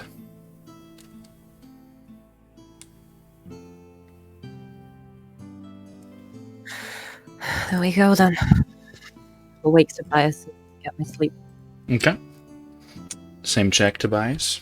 Unless you want to have a conversation with summoners, just straight perception. Okay, perception. Didn't mean to do A 4? advantage. Okay, I got a 4. You're not paying attention to your watch at all. You're far too busy running through the history in your mind of quasits. Make me another religion check. Because as you're thinking about this quasit, you're trying to relate it to the creature that you had seen, the purple one with the spines. 13. You're not too familiar with that creature. And the quasit, you're just trying to figure out, because every story you've ever heard of quasits, they only work with others of their kind, never with, even during the Great War, when the Ashen Gods transformed humans and elves and the sentient races into their willing slaves by transforming them into tieflings, even them, the quasits didn't work with. The fact that they were working with bugbears is extremely upsetting and worrying to you. But despite your inattention, as far as you are aware, nothing transpires during your shift on watch. Okay. Tobias goes to get Valen out of their trance. Okay. Same check for you, Valen, unless you would like to have a conversation with Tobias. I suppose one thing that would be noted for Valen. Mhm. Sorry, I add a lot of flavor to this character. That is more than welcome. Valen's silver sword that he typically carries is kind of floating in front of him as he's trancing, and it would kind of spin around, kind of molting into like a melted metal, like a melted silver, before reforming into another weapon, and then another and another, from warhammers to spears to back to his sword, as he's awakened it returns back to his regular blade form. Is it my time to watch? You do that on purpose. Do what?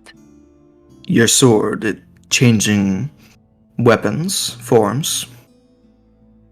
I believe it is something new. Something gifted. But now, at least I feel stronger. Yeah. Well, yes, it is your shift now. It looks as if something is troubling you. Yes. Those creatures that we fought, I've never known them to work with bugbears or orcs or goblins. It's very unusual and very disconcerting. I would hope this is an isolated incident, but I fear that the prisoners that they took, I believe that something more sinister may be going on. I will allow you to get your rest. Thank you. And Valen will. Sorry. Yeah, Tobias goes to sleep. Wonderful. And Valen will watch. Same check, please. Boom. 20 on perception. The night passes for you. Similarly, without incident, within 8 hours of sleep, you would be waking up at around 7:30, 9, 10, 11, 12. 1, 2, 3. You guys would be waking up at about 4:30, 5 o'clock in the morning. So your shift would pass without incident as you kind of wake up, stretch your shoulders, roll everything around, and just pay attention to the world around you. Similarly to what happened to Summoners, despite even in the morning when the songbirds begin to awaken and sing their songs for all the world to hear, you don't hear them. You don't hear the sound of mice or crickets or owls or bats. You hear nothing but the wind whistling through the grass around you. And then the sun rises, and any trouble you may have felt from the night, from your struggles, from your worry, you feel the sun of the dawn begin to stretch across your skin, as if reassuring you. With a 20 in perception, you're used to this at this point in time, the feeling of the sun as it rises above the horizon. And you're used to its warming, comforting embrace, but this feels far less like an embrace and far more like a bracing, as if the sun is attempting to strengthen you for whatever may come ahead. And the morning arises, as does your party.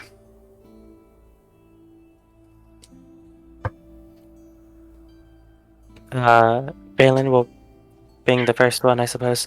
Go ahead and round everyone up, waking them up. And kind of making sure everyone is okay after what happened last night. Should we all remove a day of rations? I just did that. Mm-hmm. You should. Okay. And Tobias wakes up and then immediately starts packing up the tents. Okay. Again, easily done for a man of your expertise.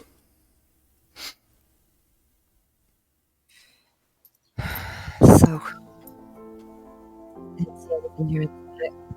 You're quiet again. Yell into your mic so it pops itself back in. Swear that usually... There it is. Fucking hell. Okay. There we go. Christ on a bike.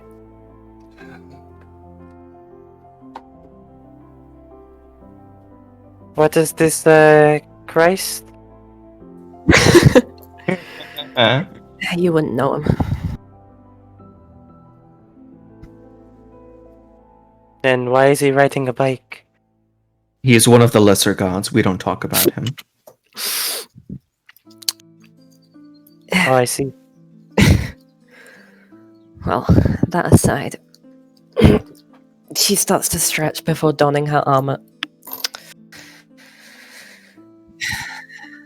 Let's, I suppose, check out the rest of those ruins and then be back on our way. We still have some journey left. Your mic was quiet, but I at least understood you. I think yeah. So Yeah, I did as well. okay. I'm going to commit a war crime. Didn't understand to you that commit time. war crime. She's gonna commit war crimes. I understood that. Oh my goodness. Typical soldier.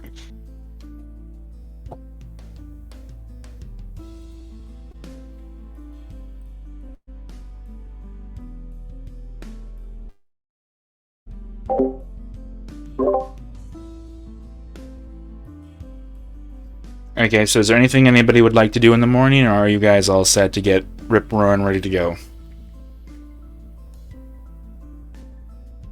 Yeah, I think we're just gonna head down and check out that trap door, is what I understood.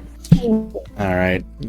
After packing up your tent, eating your rations, and generally getting your beat on the day, you guys eventually make your way down to the clearing at about 4:55 o'clock in the morning and make your way to the trap door, which, similarly to last night, after clearing all the wood off, pops out of its wooden frame with a little bit of strength, but otherwise ease of access, and you are met with a similar sight.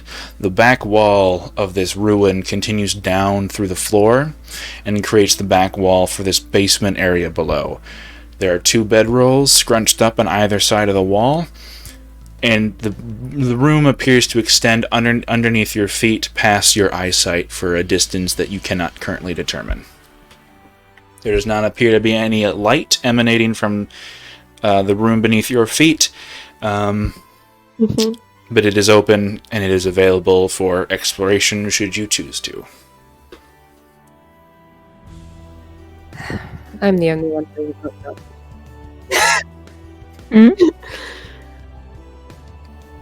What did you say? I'm sorry. You're the only one who... Doesn't have dark vision yet. No, I don't either. Unless you don't get it. Dope. I have light though. That's easier than lighting a torch, which is what I was going to do. Yeah, I'll cast light on my longsword. I could also do this. Oh. That's lights. It's the blind Oh, that's lights. babes. Concentration. There's so much alliteration between Storm and Sumners. So many S's. Storm, Sumners, the blind babes. There we go. Super simple. No dark vision between them. God. Okay, so did you guys... so much light. You guys cast Dancing Light and Light, or just... Yeah, at the same time. We didn't talk to each other. Perfect. Well, the room is illuminated, and it extends beneath your feet, but due to the angle at which you are currently standing, you cannot see further in. I would say that you do see 2 more bedrolls, just barely out of the corner of what is currently visible, and with the extra light illuminated, you see that there are handholds kind of carved into the wall on the back end of the room that you could use to get up and down, in and out of the room. But beyond that, the light does not illuminate anything that you did not see with your dark vision. Can I send in my lights? Wait, so I can see the entire room, or? You can't see the entire room. You can see a little bit further in, but you can't see everything. It extends beyond your vision. No, it extends beyond 120 feet. Holy shit. Well, you can't see 120 feet because the lip of the trapdoor limits what you can see. Oh! Alright, so I'm gonna send my... Yeah, I understand. I'm sorry. Mm-hmm. I'm gonna send my dancing lights in first. You can. They go in. So, who wants to go in first? Yeah. I'll go in first. Yarrow the tanks. You don't want to send Yarrow in? Tobias goes in. Okay. I'll go after Tobias. You jumping on in or using the handholds? I'll use the handholds. I really I'm wanted you to climbing in after jump. him. I wanted you to take 2d6 bludgeoning damage. That would have been very funny. Use the handholds. And all of you are decently athletic or acrobatic enough to make your way down. I'm not going to make anybody roll for this. As you climb your way down these handholds and 2 feet hit the ground with a solid and you turn around and you are met with the room that you have found yourself in. Basically, it is a basement. There are but 4 bedrolls in this area, all of them scrunched up and tossed to the side. It smells slightly of mildew and mold, as if whatever's been in here hasn't been necessarily taken care of or cleaned all that well. And this room appears to be made of very old cobblestone that has since grown moss and kind of very, very slowly growing underground plants over everything within it. But that's not what catches your eye. What immediately catches your attention and what brings the force of your person is what's on the back wall of the room. On each wall, on the back end of this room, there are 2 things embedded into the wall. Metal rings have been set in, half rings, semicircles extending and gleaming from the dancing light. And from them, each of these rings dangles a chain, at the end of which are a set of manacles on each one. And all but one of them, no, only one of them, the one in the back right corner on the far end of the wall, appears to be glowing a very, very faint baby blue, almost turquoise-like light onto the floor beneath it. And that is all that you see within this room.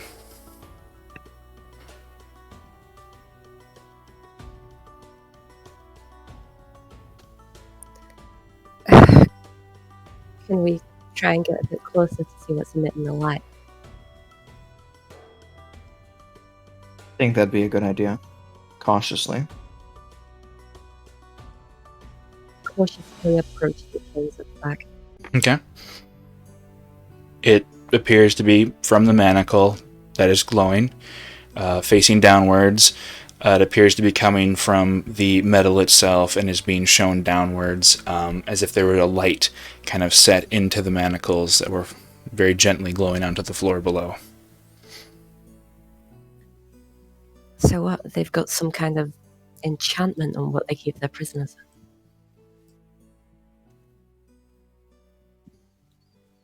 Gonna be honest, I don't know shit about magic. To be quite honest, neither do I. The others seem to, though, and she says, looking at the lights in the room. Yeah. Can I investigate the manacles? You headed on down? Yeah, if you headed on down, you can investigate the Yeah. manacles. Yeah, I'll just be behind them. Okay. I'm not Oh. necessarily going to make you roll an investigation, but you rolled really well on it. So, you pick up that manacle, and emblazoned on the front, there is a symbol that is emitting a glow. It is essentially, it's like a crosshair, a circle with a cross in the center of it. But the parallel line that goes straight up and down vertically, the bottom portion of that line extends downwards past the circle for about another doubling the length of the line. So it looks very similar to that of the symbol for the symbol, the Greek symbol for the female gender, just with the circle shifted down about half a pace. That is a symbol that is glowing. You look at it, you hold it in the manacle in your hand, you let it go, and it releases from your hand. No questions asked, nice and easy. And then you go to the next manacle and you pick it up. And emblazoned on that manacle is an identical symbol that is not glowing. And for every manacle on the wall, you find the same symbol, but only one of them is currently glowing. Okay. Well, I'm not sure about the magic on these, but does anyone recognize this symbol? And I hold it out to everyone. It's the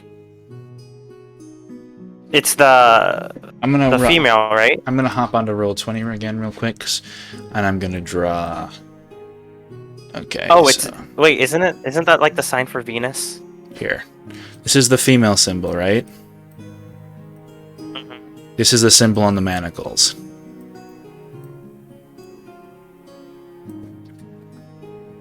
Looks like that. Oh, I mean, if we're going by like, oh no, we have homebrew gods, don't we? I'm gonna say that looks like thick chocolates to me, but I do a religion check. Was Valen the only did Valen go down? I feel like he stayed up, but maybe I'm misremembering.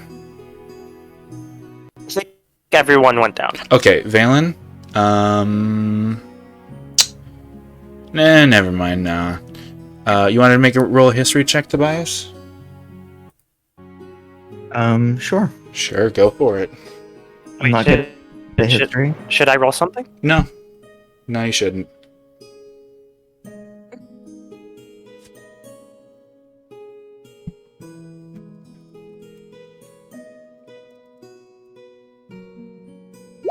"15 history.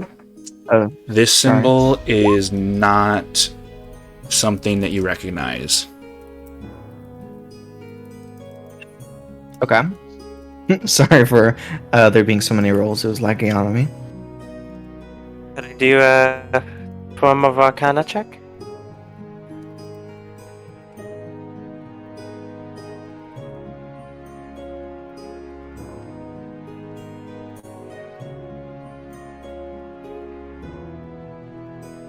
Hello? Yeah, I'm just checking Hey, there's something. Oh man, there's so many goddamn typos in that. There you go. Okay, so what did somebody want to roll? Valen wants to roll Arcana. Okay, roll me an Arcana check, Valen. Oh!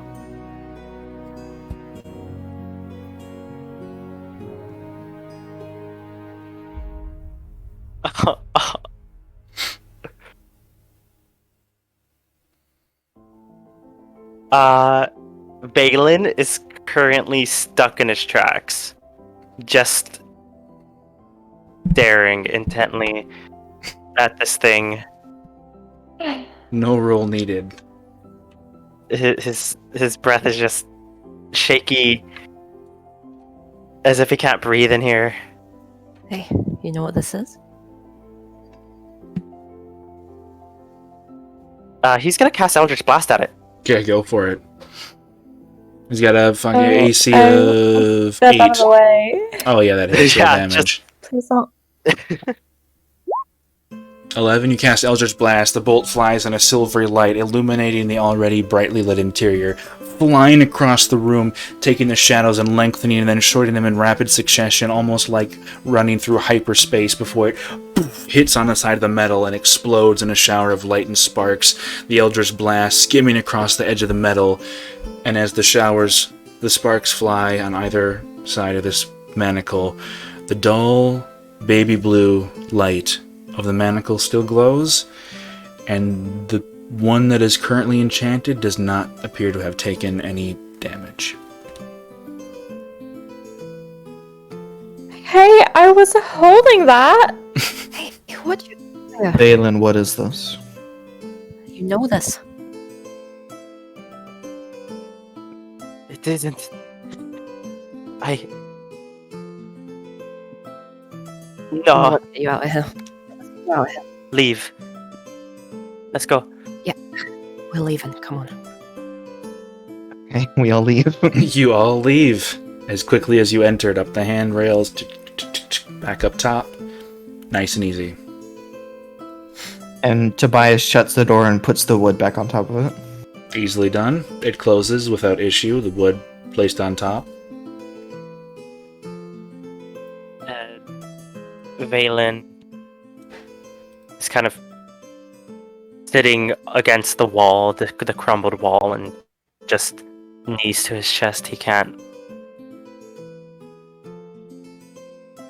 He's almost like praying, just frantically. That took it out of you, huh? I take it you don't have a good symbol with a good history with that.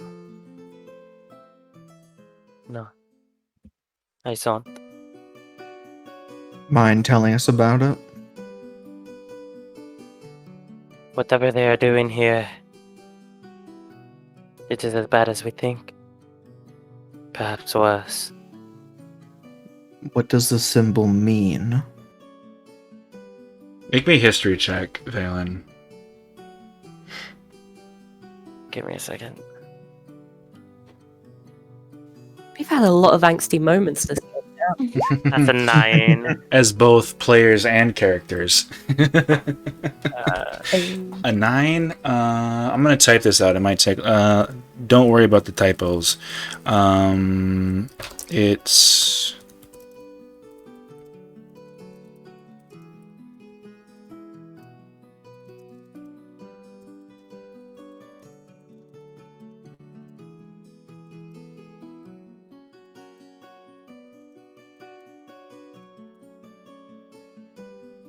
This is all you know about it.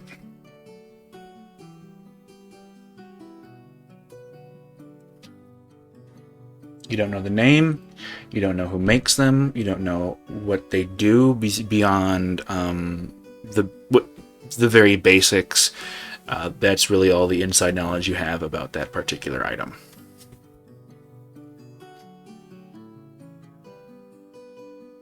Give me a second. Mm-hmm. Short and sweet.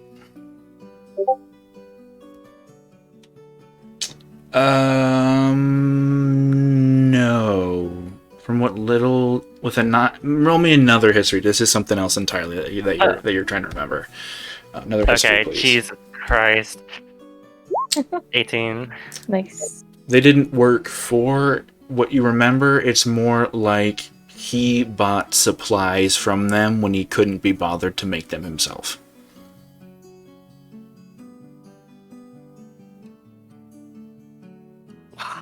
Damn. Balin, we need to know what we're dealing with here. The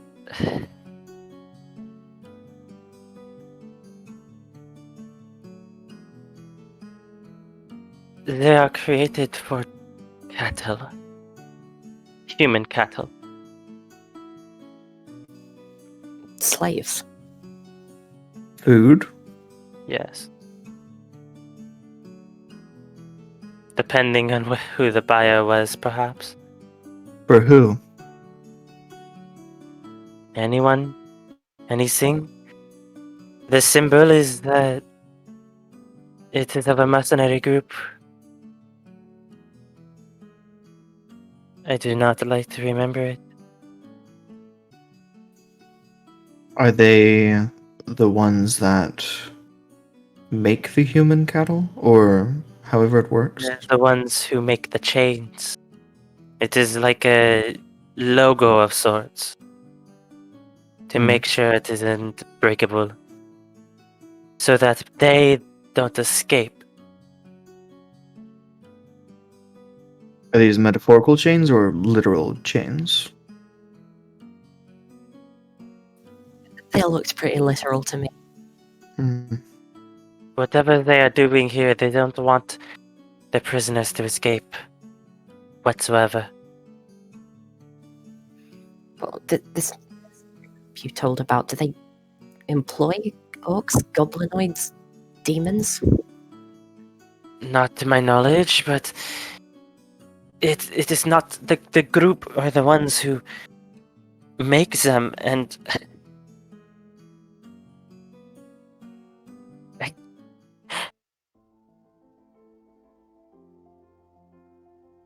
it is not. It is not safe here for Steel Hill. Not so long as they live. Any orc, any demon here, they have to be punished. And they have to be killed. And that's what we're gonna do.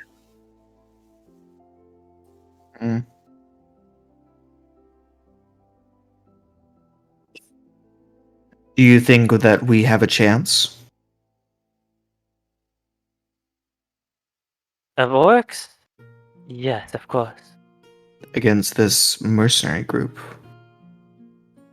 I'm not sure if they're even here. All I know is that is their merchandise. Hmm.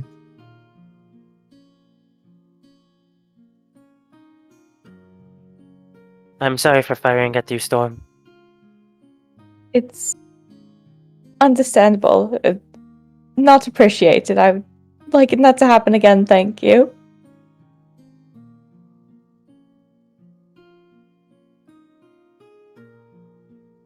Valen, are you fine to keep moving? Do you need time?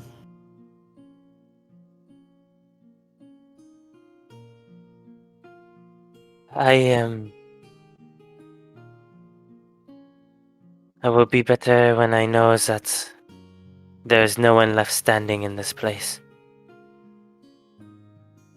I see. Valen will get up, kind of draw his sword, and it will take upon a longer and sharper appearance, somewhat forming from a short sword into a rapier form.